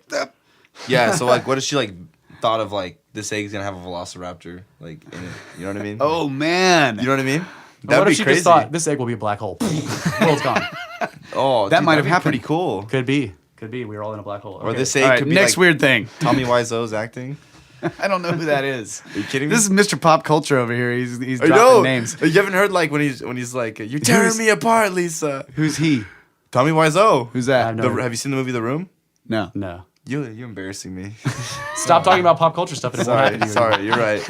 My fault. In February 1995, a plaster statue of the Blessed Virgin Mary in the Italian port of, I can't even say that name, it allegedly started to weep dark red tears, attracting thousands of pilgrims. By 14th of April, the statue was said to have wept 14 times. In the subsequent 2 months, there were up to 15 similar cases across Italy. It was like the moving statue mania that swept across Ireland in 1985. A laboratory report concluded that the liquid coming from the Virgin statue was male human blood. The Grigori family, who had obtained the statue, were suspected of fraud but refused to give blood for DNA tests. The Vatican subsequently declared the tears to be genuine but stopped short of declaring it a miracle. Sorry. No, go So you ahead. said this happened to multiple statues across Italy, correct? For this brief period, yeah. So for All these was they it started 14 to days, 2 weeks? cry blood. Okay, so did anybody ever collect blood from multiple statues and say like, okay, is this It's the blood same? Yeah. yeah. Well, all I saw was that it says a lab report concluded that the liquid coming from the Virgin of one statue, just one of them, was male human blood.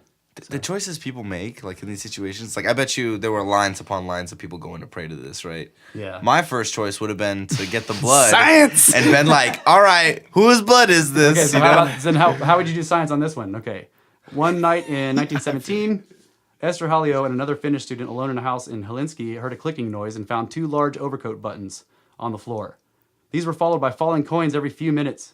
Neighbors were brought in to witness further falls. These included Professor Arvi, I can't say his last name, a member of the Society of Sciences who compiled a report of the incident. More than 10 marks were collected, so different coins.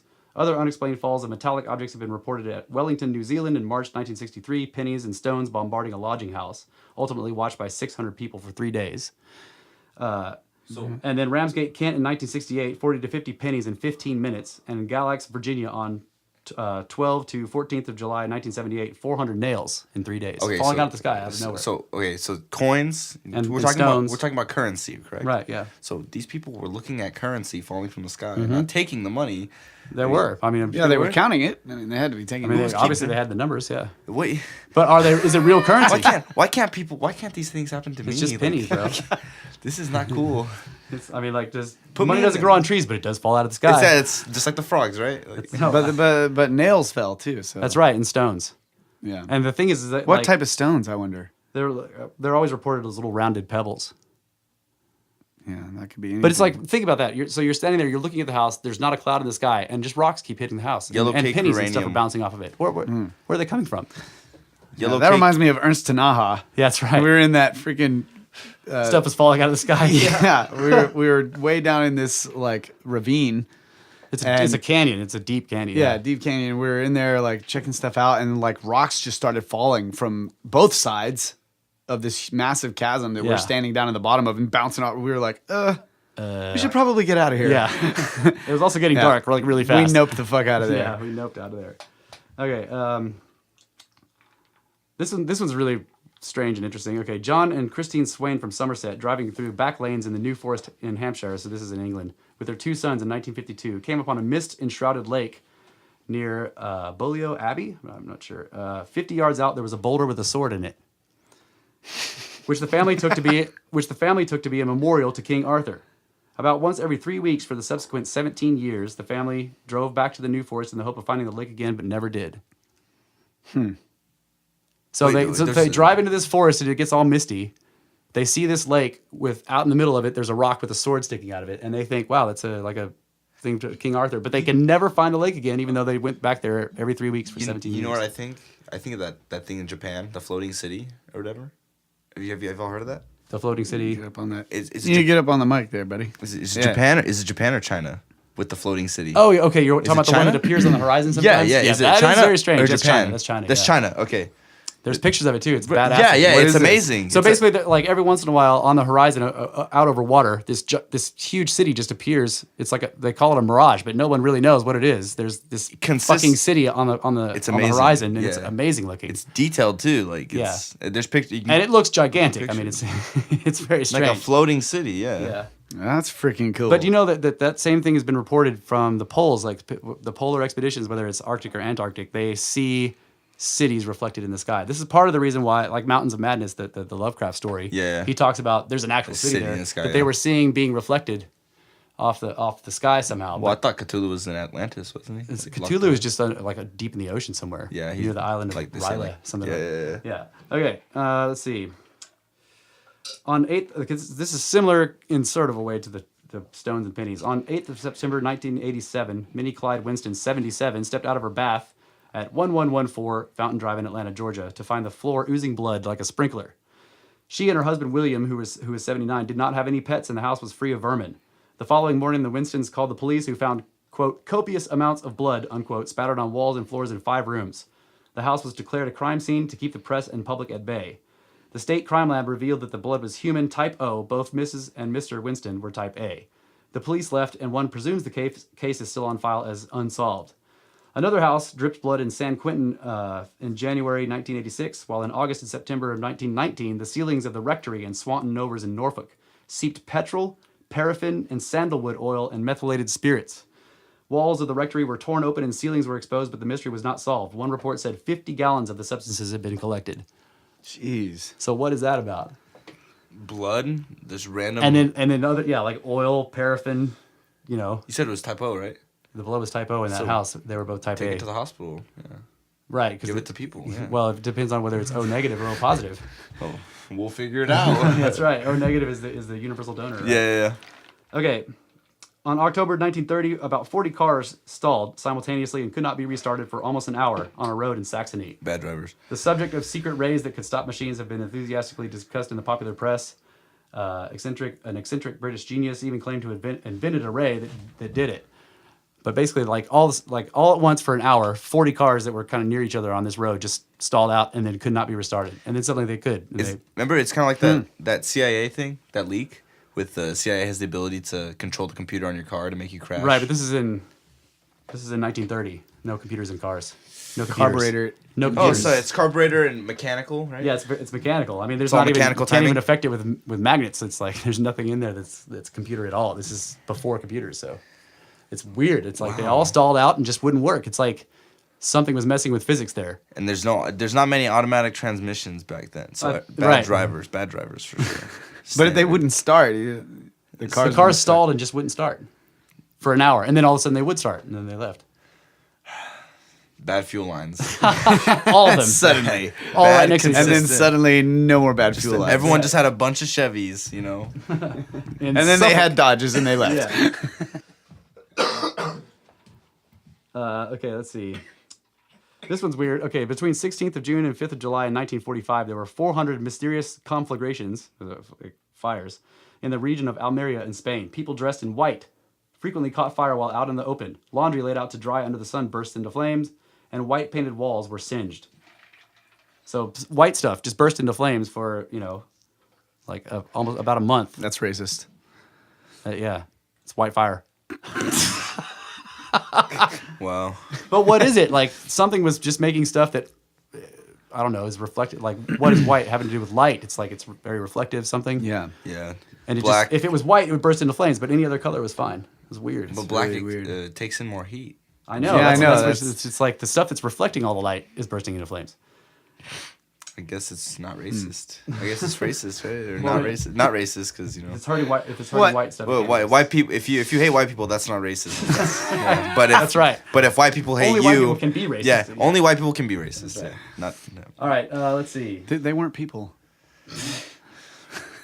I'm disgusted. was- already. Anything white is people. It was closed. Oh my gosh, it's just horrible. Yeah, that's bad. Yeah, that's bad. Not Okay. cool. In March of 1978, Ukrainian crane driver, whose name I can't pronounce, A received. Ukrainian crane driver. That's right. Received a 98 volt shock and was declared dead. She recovered 2 days later during her autopsy.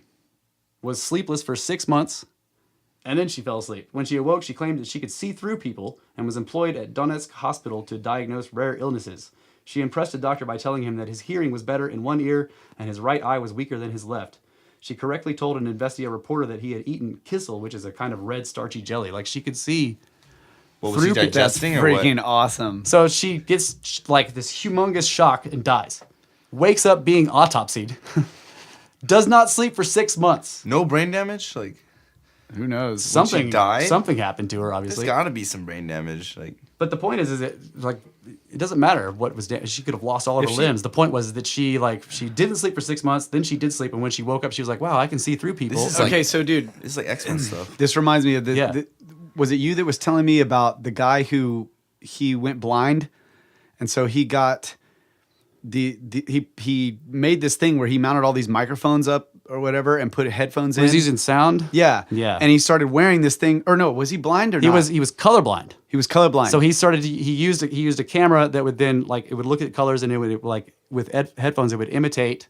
It would make different frequencies for color. different sound frequencies for Yes, different so that colors. he could when he would look he pointed the camera at stuff, it would tell him the color through sound. But then he was like, wait. So once he got used to it, he began to actually see things in color rather than having to think about what the sound was because his brain Right. was just putting it together. And then he started to expand. He got an all spectrum camera, so now he can see infrared and Yeah, and he was ultraviolet. using it. To, he Gamma was rays. converting it. He was converting it into sound tones. Right. Which there's And so what? So what? He eventually got so good that he could just take away the device. Yeah, or- his Well, basically no. his brain was like, no, he couldn't take away the he device. just he stopped hearing the tones and started to see the colors in his mind. Oh wow. Right. Because So it's plasticity. Your yeah. ears are sensors that pick up a certain frequency range of one of your- vibration. it's one of your Your sensors, eyes are also sensors that pick up another frequency range of vibration. Yeah. So all he was doing was converting the frequency ranges of vibration that his eyes couldn't pick up and converting them to sound that his ears could. And then and eventually his brain like So he was his brain hearing. He stopped- was hearing colors. Right. right. His brain like basically it's freaking awesome. after doing it for many months, his brain stopped. Like in other words, his experience stopped hearing the tones, and instead his brain was putting the colors into his vision. Okay, into his picture of like the world. his concepts of the world were colored by the sound, which he no longer heard. Wow. because So then he did that with Then he started to ranges of expand the light spectrum, that, yeah. ranges of light that you can't see. so he can tell you now why your cell phone doesn't have a good signal. He can So see it. the reason why I brought this up is this woman, whatever happens when she gets shocked, if Yeah. that, whatever, like somehow she's perceiving frequencies that she was not able to perceive before. Right. She's Or that she was not sensitive. She may be like we may be all able to perceive like radio waves and all this kind of stuff, X-rays but and we stuff, but yeah. we're not sensitive to it. Like we may not know or that part of our brain or whatever may Or not like attuned to it. Tuned. like radio waves are traveling through us, right? They're here, they're whatever, All the time. all the Yeah. time. So if you could become sensitive to it, then perhaps you could You would convert know. that sense Yeah. into like you could be able to see Right. through. If you started to look through radio wave, well, like most materials, like all these walls are transparent to radio, so you would be able to see through them if you were looking using the radio spectrum. The way you're explaining it, I look at it like musically. yeah, So like, Yeah. I can feel the tempo. Like I know the tempo whenever I hear a song, or other people Right. can't detect that because I'm more tuned. Right. to Right. It, So you know, you've like- got yeah. So if you Same were Yeah, thing. exactly. So Would that you be a have- way to like explain? yes, yeah. So you become sensitive to Yeah. something, Yeah. to something I that completely understand. you're able to perceive and conceptualize it, whereas other people that Can't are even- not can't sensitive even to tell it, it's there, yeah. they don't notice it at all. They don't have any concepts attached to it. all right. It's just more Skirptard explanations from Kyle. On 18th of October 1984, an irregularly shaped hole about 10 feet by 7 feet and 2 feet deep was found on a remote farm near Grand Coulee in Washington State. A large plug of earth, the same size and shape of the hole, rested on the ground 75 feet away. Between the plug and the hole were dribblings of stones and earth, but there was no sign that the plug had been dug out with machinery or dragged or rolled to its new position. A meteor was ruled out as the hole was not a crater but had vertical walls and a flat bottom. A whirlwind might have had enough suction, but could not have performed the operation with such. So in other words, like it's just a big piece of earth, completely in the Pulled same shape, out, was picked up transported and to another 75 feet away area. and dropped, and it left this like It was the Hollow Earth Temporal, Cork. temporal rifts. That's what that sounds like. You know what I mean by that? The temporal rift. yeah, Like just just teleported, like moved. right, matter. a little crack in reality opened up. And, Yes, moved it. Yeah, that sounds crazy. Let's see. This one's okay. Yeah, Isidore Fink, a laundry proprietor, was found dead with bullet wounds in a room locked from the inside in East 132nd Street in New York on 9th of March 1929. Screams and blows had been heard, but no shots, and nothing had been stolen. So like, this is like Sherlock. You need Sherlock Holmes on Yeah, this one, yeah. right? The room was locked from the inside. He was shot by someone, but then they weren't in there to have the room get locked from the inside. But nobody heard any shots, but they heard screams and shouting and fighting. It's just Was there bullet casings? Or you don't know? I want to go back to this cork hole thing. Okay. Like, what were the measurements on that hole? it was like, let's see. 2 feet deep. Yeah, I 7 was gonna feet- say like 10 feet long, 7 feet, 10 feet long, 7 feet wide, and 2 feet deep. So it was rectangular. Yeah. It was basically, that's why they said the hole had sharp corners, flat sides, and bottom. So yeah, the first thing that occurs to me is like exact, precise. It was a Neva measurements. coffin. Like I would want to measure like the proportions. So what was it? Let me see. What is Oh, it? yeah. 10 feet by 7 feet And then 2 by feet 2 deep. feet. Yeah, that's probably some kind of sacred 10 geometry there. by 7. Yeah. Which is going to be 70 square times 2 is going to get a 140 cubic feet or whatever. I think. Yeah. How about you just? It's math. Arithmetic. I suck at math. Man. I'm terrible at math. I'm good at math, but not arithmetic. I don't have a calculator brain. I can move letters around. I have a friend pretending to like be numbers. I have a friend like that that's so literal, like he's good at math but just absolutely sucks socially, and like talking just about me? English in general. Fuck off. So sucks socially, man. Takes everything so literal. So Kyle is calculating. I don't know. I'm not seeing anything. Okay. But there's I'm over something here. weird I'm about. Sorry. No, go ahead, please. There's something weird about sevens and dividing 7 into other, like all the numbers. That Yeah. there's the same repeating Seven's sequence a of lucky numbers. number. Lucky number. Yeah, that's true. Yeah. This is weird repeating sequence of a bunch of numbers that happens no matter what you divide it into. right. That's Okay, really weird. so Anyway, let's- moving on. Cancer It's victim no numerology. You get stuck. Cancer victim Gloria Ramirez was rushed to Riverside General Hospital near Los Angeles on 19th of February 1994. Shortly before she suffered a fatal heart attack, a blood sample was taken which appeared to contain white particles. Staff reported an ammonia-like smell and an oily sheen was noticed on the patient's body. 6 workers passed out, and many more suffered headaches, dizziness, and nausea. 2 were in intensive care for weeks with breathing problems and muscular spasms. Blood tests suggested organophosphate, or pesticide poisoning, but no trace of such a chemical could be found either in her body or in the emergency room.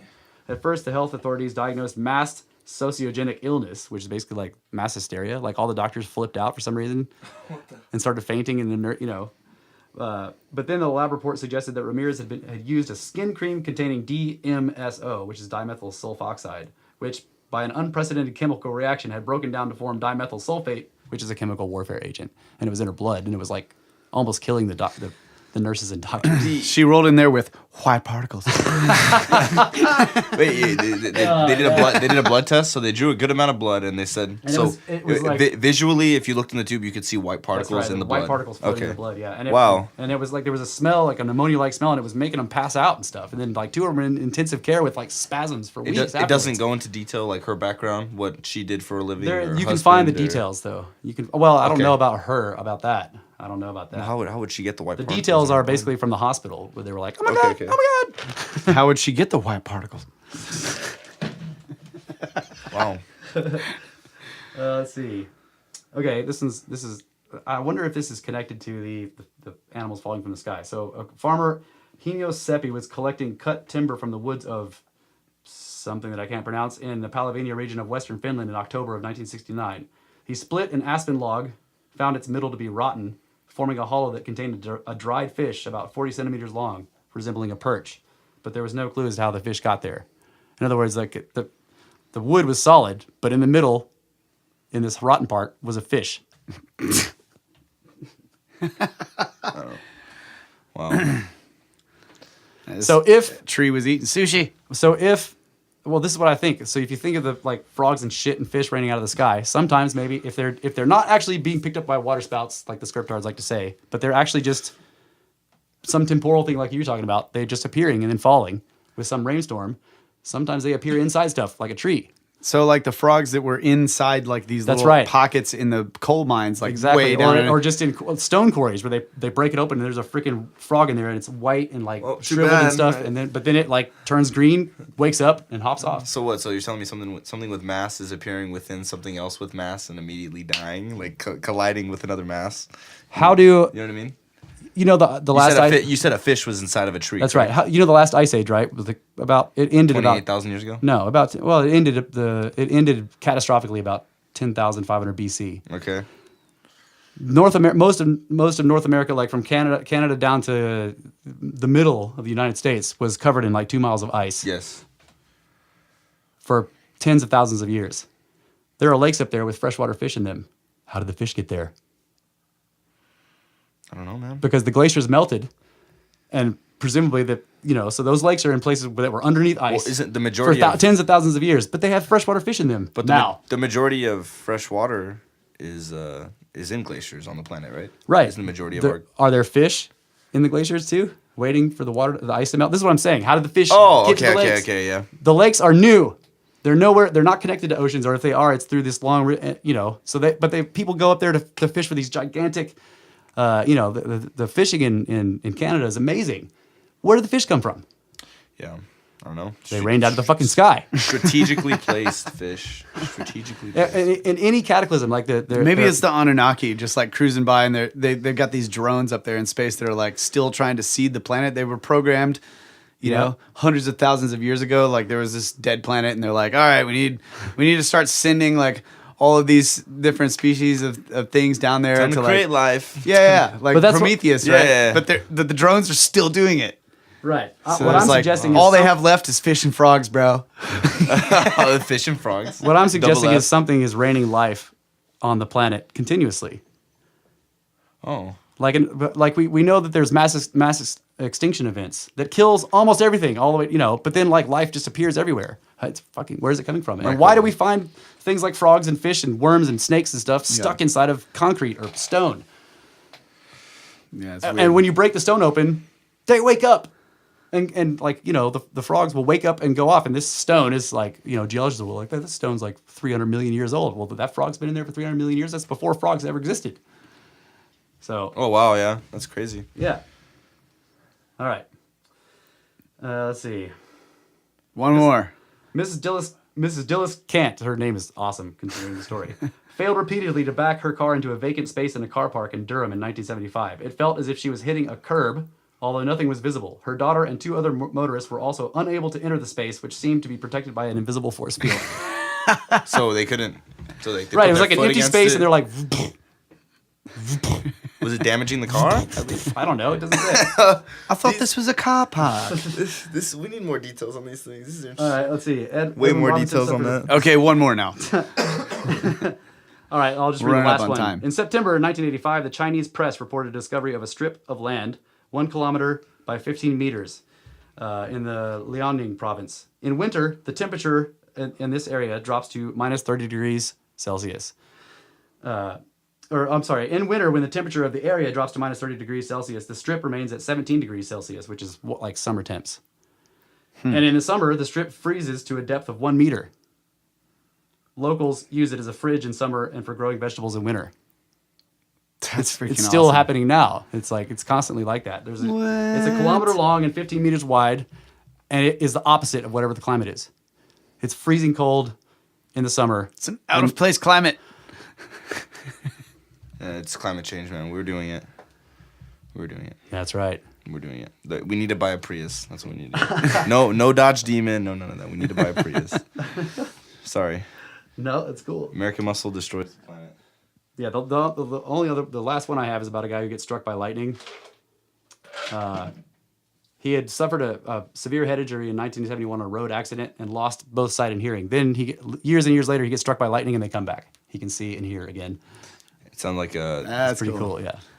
So that's the list of weird stuff from the 14 times for the last century.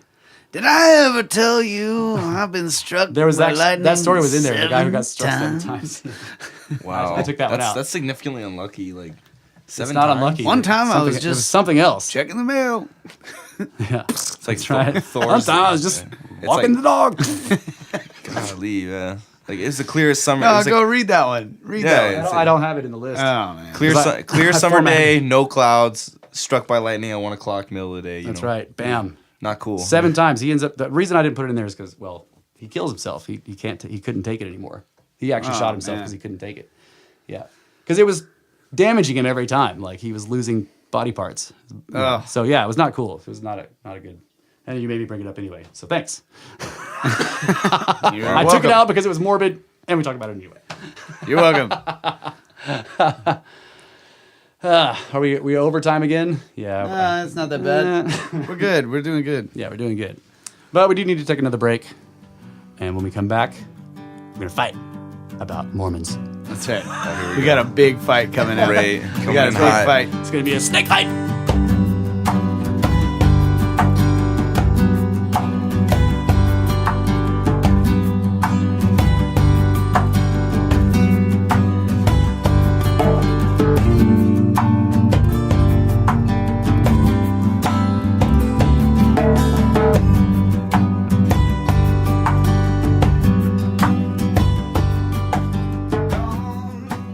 And we are back, ladies and gentlemen, brothers of the serpent, coming to you with all kinds of magic, mystery, and mayhem, no matter what kind of fish and frogs or shit are falling out of the sky. We are here protected in the tangent cube, 10 by 10 by 10 cube of science, where no fish or frogs fall out of the sky inside it anyway. Sometimes snakes rain from the ceiling, though.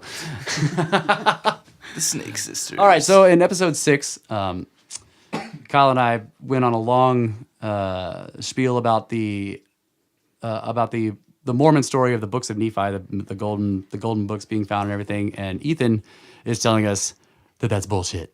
So let's hear it, bro. Let's I get didn't it. necessarily say that. So I'll give you some background on who I am. I was raised in the Mormon church, Mormon family. I think relatively the Mormon people are good people. Yeah, Genuinely, they're agreed, good people. They mean agreed. well. They're good people. The main focus of that religion is like family first, of course. Focus on your education, be successful, and have a lot of kids so you can indoctrinate them into the Mormon religion so it can grow the expand. religion, yeah. Classic. Yeah. Very Catholic. Spread the word. So yeah, exactly. Spread the word. Yeah, through the masses. We're stronger in numbers. But we So- were never talking about the religion at all. So yeah. So Just so gonna the mention that. yeah so the book of Nephi and the book of Lehi. So Joseph Smith was writing the book, and so the first time he was writing the book, I believe it was the book of Lehi, right, that he was writing about, and he writes the book down, and then I can't remember who was writing with him. Who was writing with him? There was a bishop or bishop. something. Yeah. No, it wasn't a bishop. It was this is before the religion was even started. I know it wasn't a bishop. It wasn't a Mormon bishop. It was a. No, he was just a friend. He was just a local friend that they knew each other. I can't remember his name though. Anyways, so then that guy's like, "Hey, the Book of Lehi. I want to see. Can I take this back home to show my wife to read it?" Yep. Right. And so then Joseph Smith's like, I don't know, I'm going to pray about it. Joseph Smith prays about it, and God's like, don't do it. Joseph Smith's like, I'm going to pray about it again. He kept asking. God's like, don't do it. Joseph Smith's like, I'm going to go ahead and give you the book. So he gives the book to the guy, takes it to the wife, and the wife is like, she reads it, and then apparently she loses it, right? Or she throws it in the fire or something. Yeah. Throws it in the fire, loses it. I don't even know. There's never any saying that she actually destroyed it. She just says she loses it. And then he comes back and he's like, I lost the book. And Joseph Smith's like, damn it. I'll write it again. He lost the book. And then God's like, I told you not to do it. And then the lady's thinking, or I'm assuming that the thought of the lady, maybe she intentionally did this, was that, okay, if he's really telling the truth, he'd rewrite it again. It'd be the exact same words that he put on the paper, right? He'd rewrite the Book of Lehi since I lost it, and it'd be the exact same thing. You understand what I'm trying to say? Lost it, quote unquote. Lost it. And so then he's like, Joseph Smith's like, God's not happy that I gave you the book and you lost it, so we're just going to go ahead and start writing on the Book of Nephi and leave Lehi out of it. Yeah. It's kind of the same thing, but just a different guy. It's BS. He made it up. This is so. I mean, So you okay? So and slowly, the Mormon Church has, throughout time, and every church has done this. The Catholic Church did it too. They changed their view to the worldview. Like finally, facts are coming out that completely don't coincide with the Mormon religion. So they're like, oh crap, okay, we got to change this. So then you have a guy, the prophet, who's like, okay, God told me that this is true now. So I guarantee you, with the next 30 years, gay marriage is going to be okay in the Mormon Church. Guaranteed. Right, but that as far as I know, the contents of these books have nothing to do with any of that stuff. They're talking about stuff that happened in biblical times in the Americas. Yes. So like they think that. So there's no. So Nephi was of the 12 tribes, one of the 12 tribes, and he traveled to America, and he was over here for 40 years. Whether it's 12 tribes or not I'm not sure. So I know that people think that it's one of the lost tribes of Israel or whatever, but. The story basically is that there were some people who were not involved in building the tower at Babel, and when it was known that God was going to destroy the shit and cause the confusion of tongues, they said, wait, we weren't involved. And God was like, you're right. And then go over here. He basically gets them over here. And then it tells about how they were not involved in the confusion of tongues, which means they still had the original language. And he said, he makes a covenant with them and says, like, as long as you obey these rules or whatever, then you'll be fine. They spread out. They build all these amazing cities that it lists, okay? Yeah. In the Americas. But then they did violate the covenant at some point, and there's these cataclysms that destroy all the cities. And it tells where the cities were, what their names were, and how they were destroyed. This is why I'm interested in it, because there are massive, really strange, ancient cities here, and there are ones that are in legend. Like, one of the cities that's in South America, in the Book of Nephi, it starts with a Z. The name starts with a Z, and I can't remember what it's a long, weird freaking name. But Percy Fawcett, the famous explorer in the Amazon, disappeared looking for what he called the lost city of Z. Okay. Yeah, which is Zarahemla. Okay, that's the name. Yeah. So, right? Yeah, I recognize that. So, well, I can't say it, but then Wink, there's wink. Right. There's I'm educated. I know what I'm talking about. There's a manuscript 512, which we also discussed, which is like basically there was a Brazilian expedition into the Amazon that they basically went off into the Amazon and they were gone for over a decade, and everybody thought that they had been lost or whatever, but some of them emerged again, like just a few of them left, and one of them was the leader, and he sat down and wrote a report on what they saw or whatever. And one of the things he talks about extensively in the manuscript is this ridiculously badass city somewhere in the mountains out there. Okay, and it was destroyed by a cataclysm. I didn't really get into this. So what I know you're talking about is that we touched on the gold plates. You think the gold plates are real, right? Yeah, there are metal books. Books are real. I couldn't agree with you on that. Because I'm not saying that. What I'm trying to say, my point right now though, is that metal books are real. Yeah. Of course, right? But where the golden plates that Joseph Smith dug up out of the ground real? That's the thing. How did he know about metal books when that was before anybody knew anything about any metal books? But the thing is that the guy, like, factually, this guy since young age was going around on people's properties. Yep. And be acting like there's treasure here. Right. And if I find the treasure on your property, because I was told divinely that there's treasure here, right, I'll give you some of the keep for it if I find it. Right. And he was just digging around. And so he had to bargain with him make a bargain. The reason why I say this for the golden plates, it's not real though. Like the way he did it. So recently there's this book called the Book of Abraham. I don't know if you've heard of this. Yeah. So the Book of Abraham is directly from the golden plates, right? Is it? So yes, it is. Okay. Yes, directly pulled from the golden plates, and it's written. I'm pretty sure. Yeah. I'm like 90% sure on that. But the Book of Abraham, it basically just talks of Abraham. And recently, in the Book of Abraham, and this is actually in the Book of Mormon too. The Book of Abraham is at the beginning of the Book of Mormon. Have you read the Book of Mormon? No, not so all. Like there's like these Egyptian pictures. There's Egyptian pictures in the Book of Mormon, right? Right. Like of like this Egyptian guy, and it's like it's clearly old, right? But there's like a printed Egyptian picture because you know what? Actually, you know what? I'm full of crap. Let me rephrase everything that I just said. Book of Abraham did not come from the golden plates. That's what I thought. Okay. Book of Abraham came from Joseph Smith stumbled upon this guy who was selling papyrus. Yeah. Old papyrus. Right. Papyrus papers from Egypt that he found. Joseph Smith said, I'll buy that one. Took the papyrus. And he had the papyrus, and he said, this papyrus is the Book of Abraham written on it, right? Yeah. So then he translates from the papyrus on into the Book of Mormon, the Book of Abraham, right? Translates Joseph Smith did. Joseph Smith did, yes. He was illiterate, though, for a long time. That's what he said. Yeah. Translates. This is what I'm saying. Like, so then listen. They actually have the papyrus was burned in somewhat of a burn, but they recovered the real pages of the papyrus that Joseph Smith had. Right. It's like a fraud, and it had nothing to do. It had nothing to do with what he had written on the Book of Abraham. It had nothing to do with it. And so then recently, like I think it was like 2 years ago, because I got in trouble with this, like with my extended family, because I was telling them like, yeah, the Book of Abraham's fake, and my uncle was like, yeah, you don't talk about it, like that's not true, like you need to stop. Have you ever being an apostate? Okay, let me ask you a question. Have you ever looked into any kind of UFO contact stuff? Of course. All the stories are the same. They're just like this Joseph Smith thing. They have an initial experience that is real. Okay, it starts the whole thing, and then after that, and then they tell a few people or whatever, they become a minor celebrity. Then they start making shit up, and for the rest of their lives, like George Adamski, it's pretty certain that he had an initial real experience that he told people about. He became famous, and then he made everything up and took stupid pictures of like hubcaps hanging in the sky. But dude, his first experience was genuine. And a lot of contact stories are like this. They have this mystical experience, whatever you want to call it, UFOs, gods, angels, whatever. They exaggerate it, yeah. No, they may exaggerate it or whatever, but the story grows and changes, but sometimes it doesn't. But the point is that they, after that, seem to make things up because people want more. The funny. So with the book of what did you Abraham? say? Book of Abraham. Whatever they discovered, right? Recovered that was burned, right? So how do you know that was the original one? Okay, so listen to this. No, listen to this. This is right. This is the funny thing. Funny thing. So what happened was, so they know people. So certain Mormons were going like, So certain Mormons were like, hey, the papyrus is here. This is the real papyrus that Joseph Smith used to translate to the Book of Abraham. Yeah. Let's get some real historians and Egyptologists. I think is that what you call them? Yeah, Egyptologists. Yeah, to go look at this, right, and to prove that it's real, right, and that this faith is the true word of God, yeah, we're going to have people who are Mormon and not Mormon look at the papers. Right. Both the Mormons and the not Mormons said, these papers have nothing to do with Abraham. Like, right. This is a burial text. Yeah. So how did Joseph Smith get the Book of Abraham from a burial text? And then so basically how do you know that was the original, the real? Because people said it was. People said this is the real document that he got. Well, because it's burned, like it was recovered from a house fire or whatever. But the real document has the pictures, the same Egyptian picture that's in the book. The same Egyptian. Right. No, burial, I don't know. I don't know about the papyrus. Like that very well could be he just made that shit up. The problem is that. But look, that's one. This is what I'm good saying. Like portion just of like the UFO things, it's like he has this initial thing, okay, and he gets there is these series of pages or whatever that he's able to translate.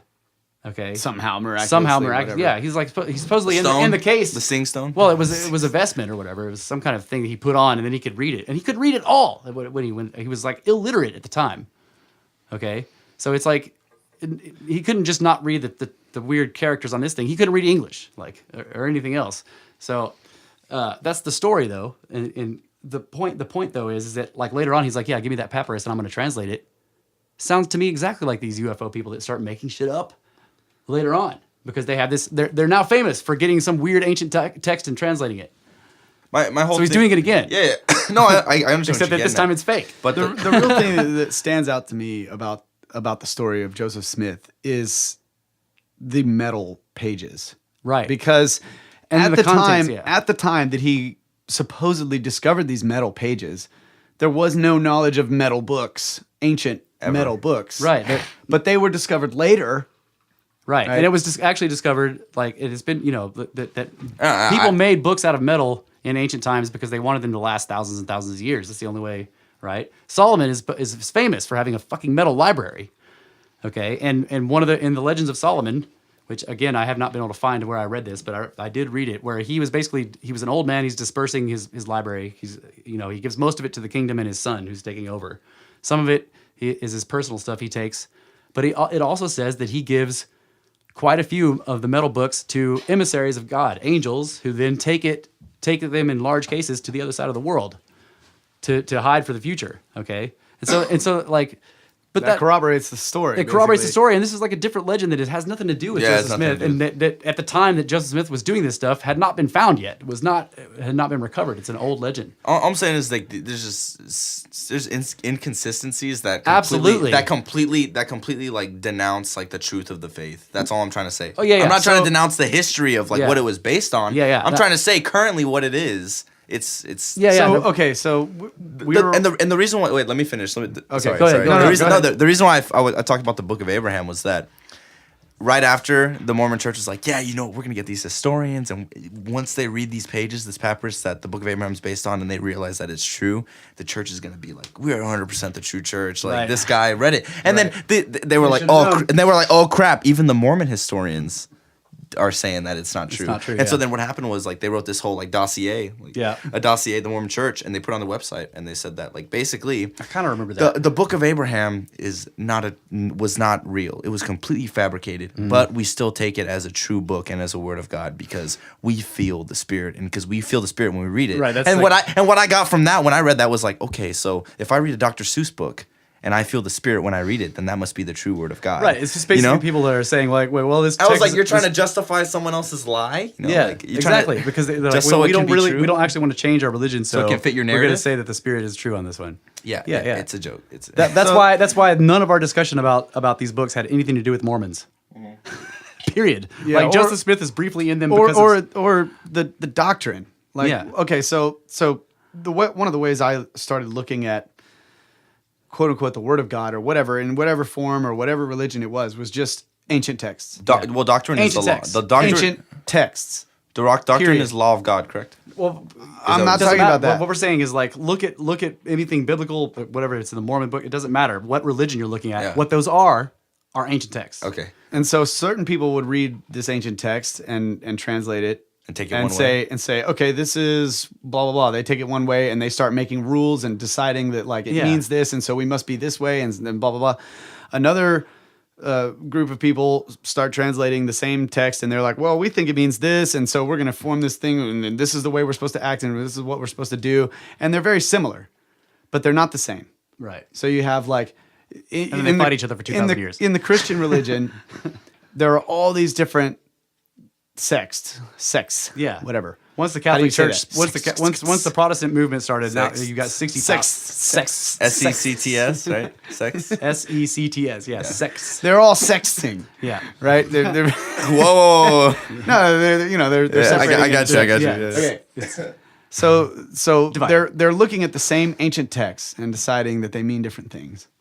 So when we're talking about the Book of Mormon, we're just considering this original story of like how this thing came about. It seems ridiculous, but there are these certain aspects of it that are like, man, that ring not too far out. Yeah, like the similarities in the fish falling here and the frogs falling there and all this kind of stuff. Yeah. There's like this guy who's just minding his own business and has this divine moment, and some really crazy weird shit happens to him that before that point he wasn't doing that. Right.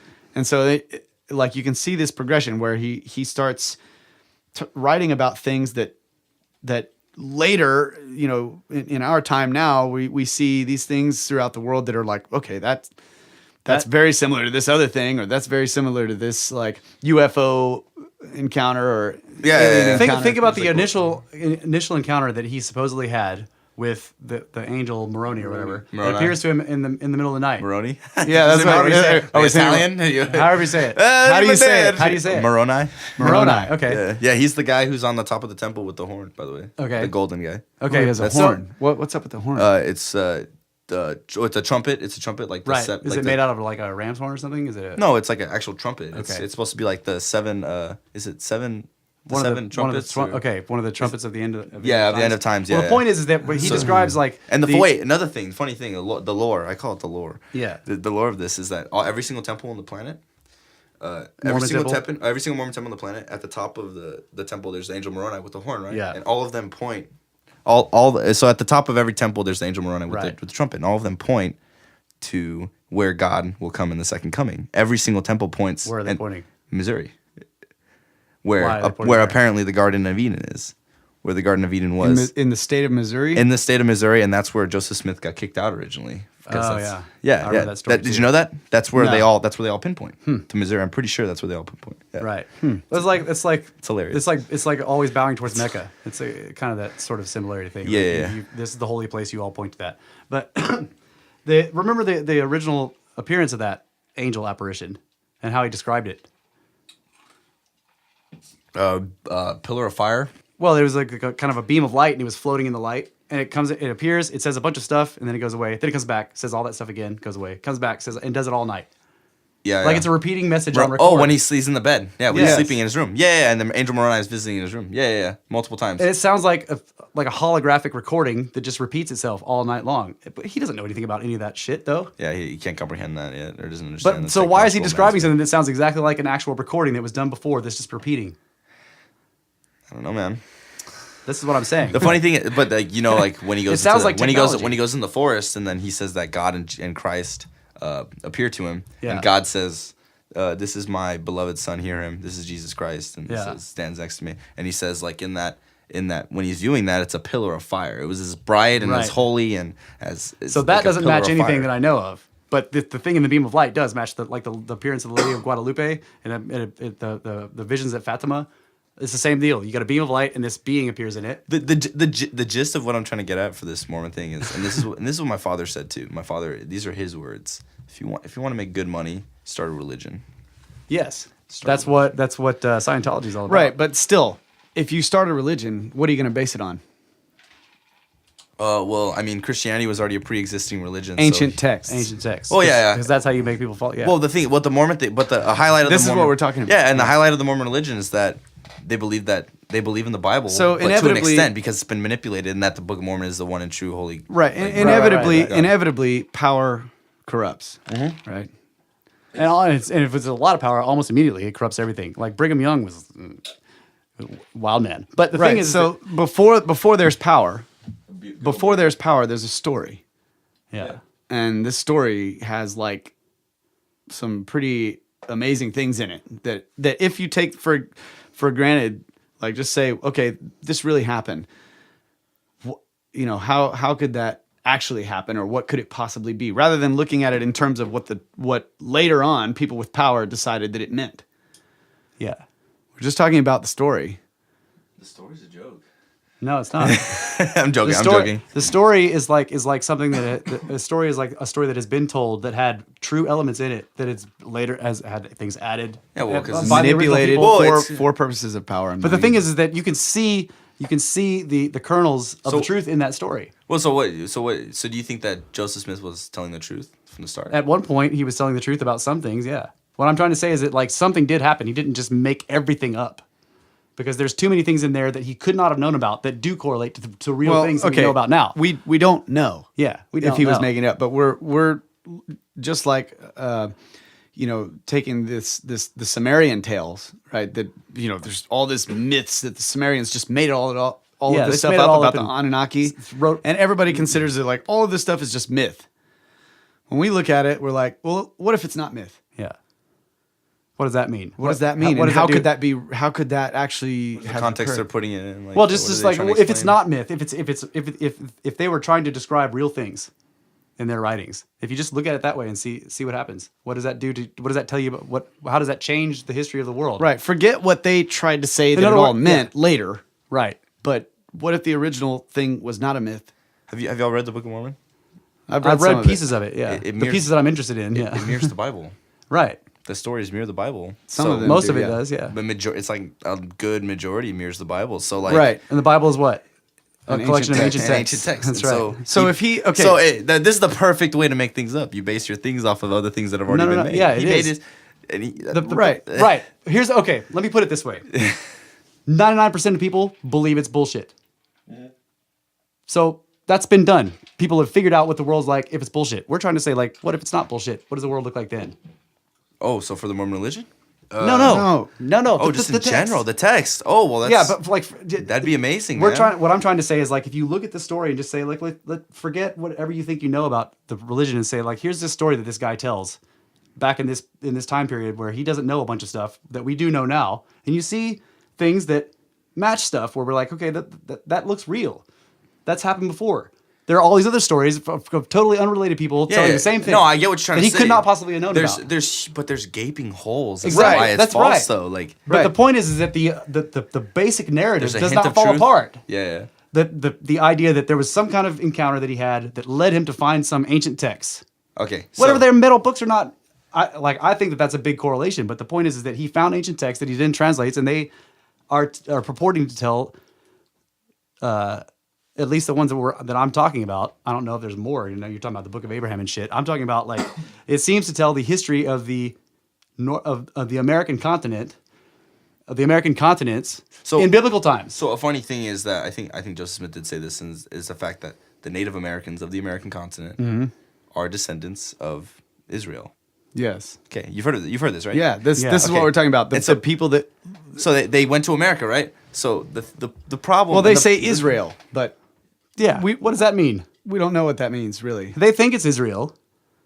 There's nowhere in the texts that say Israel, but they're like the whole thing about the tribes. Yeah, this is an assumption that they're making. Yeah, but like the it doesn't say anything about Israel. it falls the 12 tribes, and so you can assume. Where does it what does it say about the 12 tribes? These are impressions people have put onto this. Like Well, there's Nephi these led people. into the wilderness 40 years into America, with the manna and everything. You know what I'm talking about, right? Yeah, I know what you're talking about. But how do you know that that's one of the tribes of Israel? And what that even means if it's in the ancient text? What does it say? Yeah. Right. So basically, what is a tribe of Israel? We think of Israel now as this little tiny country with some, but what does it mean in ancient times? Everyone. Yeah, there's a different context to it. No, it means everyone. Like Abraham was the father of everybody. Oh, okay, yeah. Like the Fertile So Crescent. like a tribe of Israel in an ancient text means it's a group of humans that live on this world. Yeah. But the problem is that they okay. did, Let me hold on. Let me change gears here for a second. So let's assume that there were ancient cultures, highly advanced, that came here from the Middle East. Yeah. Thousands and thousands of years ago. So wait, can we agree that they came from the Middle East? I don't know. Whatever. I'm just saying, we know that there were ancient cultures For this here. conversation, could we agree that? I don't know. I'm just saying that we know that there were pyramids built here, dude. Yeah. Like Yeah, I know. All over the place. crazy. all over the And just the Americas, fact that they okay? align like with magnetic. Yeah. So I mean, there's So we know that some culture came over here, and it looks like they had similar knowledge that was in the Middle East, right? And then there's all of these ancient texts everywhere that talk about all of these beings that like ruled the world and told humanity what to do and all this kind of stuff. And so you have and there's the stories of civilizer guys like who's Viracocha or the feathers, who's Quetzalcoatl or Kukulkan, like these people that show up and they're always a serpent of some kind or a multicolored thing, like the Australian Aborigines have the rainbow serpent, and they show up when humans are almost animalistic and say, here's how you have civilization. Here's how they give them speech and architecture and math and astronomy, right? And this same legends all over the world. So what? So if where did humanity begin? I don't know. know. We're The Fertile Crescent, no? No, We don't know. We don't know. You're killing me.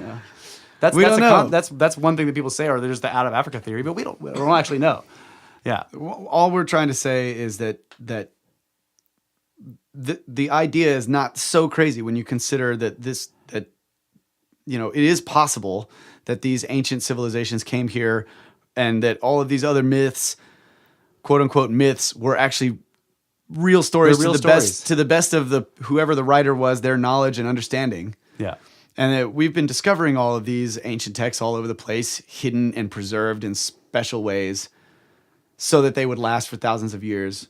And the idea that a guy here in the Americas found some and somehow was given the ability by the people who led them to him to translate them is not so crazy when you look at all of the other ancient texts where that happens. Right. All the other myths and ancient texts to tell this story.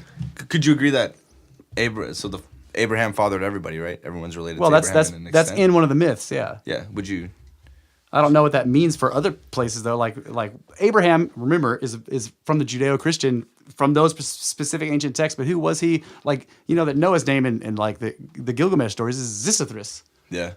So like, would you recognize Xisithris as Noah unless you kept reading and found out that he like built this giant boat because Enki told him there was going to be a flood and all, you know? All I'm saying is if we could agree as to where humanity started, We can't. We then, don't know. Yeah, We I have know, no I know. idea. But what I'm trying to say is that like they did blood tests on like Native Americans because the claim was that They're Asians usually. no. Well, I understand they're Asians, but Yeah. the claim from the whole Mormon thing was that, and people were believing this, was that the Native Americans were descendants from the Middle East, Right. The Middle Israeli East. people, right? The Middle East is Persia, which is Asian. So that's okay. No, it's Asian, but but they didn't share any similarities as far as DNA or With blood people and that are there everything. now, which are all Arabs that took it over in the Ottoman Empire. Yeah, you're right. The Persians were almost completely wiped out in the Middle East. Yeah, you see, Oh, man. there's multiple ways to look at it. Yeah, no, that's what kind of we're what we're saying. saying. Yeah, And what we're trying to say is like, here's an interesting way to look at it that almost no one looks at it this way because they all think it's bullshit. But what we're saying is like, There's truth. Zachariah Sitchin did this too. He said, what if these texts are true? Let's instead of saying like, here's a bunch of myths about gods and stuff and religion, let's say, what if these people were just writing out what they saw? Yeah, well, no, like there's to every outrageous thing or lie, there's some truth to it. So have we converted you to a Mormon? I wouldn't. I don't know. man. I I'm wouldn't just say kidding. so. Maybe we're making them less just like- Mormon. no, I mean like I think. I know the ideology, and it's just Yeah, dude, that's why we're saying we're not talking about that at all. you're talking about the history of it. I'm not even talking about that. We're talking about this ancient text that supposedly was The found. possibility that he actually So- found a legit ancient text and really Whatever did- they made of Where'd it. it after go? that. Where That's- did the gold Yeah, we plates don't go? know. Like supposedly he put it back, but they own that freaking hill in New Jersey. They own the fucking mountain that he was supposedly found. No, on. no, they didn't. He didn't put it back. I know, I don't- God, I- no. I straight up said that I don't think he put it back, but supposedly he did. The Mormons say that? No, they don't say that. I don't know if the Mormons say it, but the story was that I think the angel was telling him like you translate this, but you don't keep it. The story from the angel and from the church is that God took it back because humanity would fight over the gold plates. Okay, so then he doesn't have it. Yeah, he doesn't. So where's the proof? So, but if Proof is in the story, not if the quote unquote God, But the story is so similar Hold to the on, hold on. Bible. Like, it's, if the quote unquote God is not the capital G creator God of the universe, but a being, yeah, like a lowercase g god, yeah. what we call I lowercase g understand God. some non-human powerful. So thing. then he's like, you could translate the text and then give him back to us. Yeah. But he's a physical being. Yeah, because who was this angel thing? Like it was some kind of projection. We're talking about technology here. Yeah. You're not looking at them as so much as like I don't think that. like we're- you're this guy looking was more not as like angel. an alien. Yeah. As like Yeah, an no, he alien. was an Anunnaki or whatever that the Sumerians were calling him. It's the Possibly. because We don't- yeah, this is the idea of looking at it this way. You see the same stuff that the Sumerians are talking about happening now. That there is a human interaction with some other kind of being that has a lot of technology or something. Okay. And that they have been Teaches them some things. right. And Okay. they've been kind of meddling in human affairs for example, thousands of years. Enoch, right? A biblical Yeah. character. Yes. Was illiterate. He was taken up into the heavens, quote unquote. Right. By quote unquote angels and Angels. God. And he was taught there in the heavens how to write. And he's given a special And then he is told, he's given a quest, like you must go and record the knowledge of man, blah, blah, blah. But they teach him how to write. Like, is the creator God, I know capital what G guy, like taking some dude up into space and teaching him how to write? Like, no. No. But aliens would do that. Yeah. I know. I understand what you're trying to get at. So Or whatever they are. No, whatever they are. No, We don't know. this whole thing has gotten me like, being raised in a religion like that where it's very like I was at church 10 hours a week. Yeah. Like a We lot. we were raised Catholic. Like so yeah, I so like understand what like you're a lot of religion, like just like looking into all like the UFO and the alien type of stuff, like it kind of puts it into a perspective that God might not be this holy like Christian like that. The like capital that, G- we call it capital G the God. capital G God, like Yeah. the one that they depict with horns and looking very human like or Right. whatever. Like it could be a transdimensional being, like some kind of like a why more you intelligent, do- a more intelligent and just This understand. is why I'm suggesting you should read Sitchin because that's what he talks about. He basically is going through and saying like, what if we just look at these texts? Well, no, but like even like Prometheus is a good example of like yeah, of but just but, like but, of just but, like the but possibility. But you have of to it. understand that Prometheus is another name Yes. Yes. for us for the same set of beings that people were interacting with all over the world. So the ancient Chinese have 9 gods. The ancient Egyptians have 9 gods. So the Greeks, the Romans, the Sumerians, they all have these 9 main ones, but then there's like hundreds of other ones. Okay, and they're interacting with people, and this is how you have the city-states appearing in the Middle East. Each one had its city god. So the temple in the middle, that was his house, the house of God, which was a giant place with huge doors because they were big. So correct me. Correct me if I'm wrong. Think about that though. But in the ancient times, if you walked into a temple, there was a fucking god in there.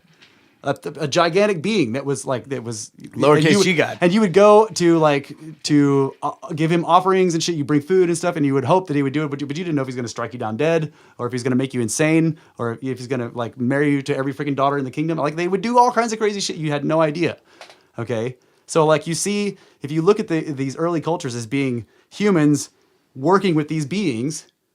And they spend most of their lives trying to placate them, and because they're all the cultures intertwined, like correct? They have all these similarities. For example, like for the Egyptian, the gods, the 9 gods. I'm assuming you're talking of Ra, and Set, and all them, right? So wouldn't in the Christian religion, ISIS wouldn't stuff, Ra would be Jesus Christ, correct? Ra would be Ra would be the father. I think right, Ra would be the then in the Egyptian. I think Osiris. Yeah, Osiris. Is would be Satan. God. No. Set would be Satan. Set is Satan, and Horus is Jesus Christ. the Son. There you go. Yes. Isis is the Holy Spirit. Yes. See, so they all correspond. Yeah, I understand that. Like I've looked at it There's before. the Trinity. Yeah. But there's also the pantheon. So you got the Greeks had the 9 gods. The Mount Olympus. They're always on a mountain. So Zeus would be God. He's the bearded guy in the sky, right? But then you have like Vulcan. He's kind of the god of technology, knowledge, or whatever. He's also lame. There's a lame god in all of these freaking, in all these different myths too. There's one that has like a bum leg or something. He's lame, but he's the one that does technology. Okay, there's Odin gave his eye for knowledge. That's right. Norse, right? Vote Odin. Yeah. Vote Odin. He got rid of the ice giants, right? That's right. Got rid of the ice giants. Where are the ice giants? He got rid of them. Yeah. There are no ice giants. Vote for him. You know what the ice giants were? The glaciers. I'm pretty sure they were the glaciers. I can't say that for sure, but like the end of the ice age was Odin destroying the glaciers with a fucking comet. Oh wow! So bam! So if you look at global warming caused by Odin, that's right. And so at the not cool, bro. In India, not cool. India, the human race started kicking ass after that. The Hindu religion is the same thing. You have what's his name? Indra. Indra is given the fucking spear of heaven. Okay, and it shows him he's like holding it like this. It's this weird looking tool, but it basically like bam, and he kills the comet. He kills the ice. He kills a dragon that's wrapped around the Himalayas. It's fucking glaciers. And it said the dragon's body was holding back all the waters of Earth. And then like Indra hits it with the spear of heaven. Called the glaciers a dragon? Yeah, think of it. It's this snake wrapped around all the mountains. Bro. If you think of like a glacier coming out of the mountains and going through the valleys, it snakes through all the valleys and like just wraps. Indestructible. It's a gigantic No serpent. Man can defeat it. Right, and so Indra, bam, hits it with a comet. It breaks apart. And it says like huge chunks of the, but all the waters of Earth were released, and that's exactly what happens when you hit a glacier with a comet. It turns into water. Oh wow, man, that's freaking cool. Like so, that's what I'm saying is like there are truths in these ancient stories. Yeah. They all intertwine, they connect. But most of it's bullshit, just like this podcast. Most of it's bullshit, but there's some truth in here.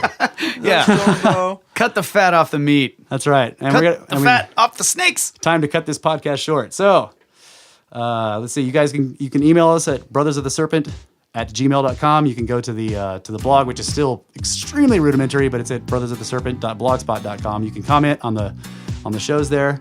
And I'm still working on that to need to add stuff, and I'm going to be trying to put show notes in for this one.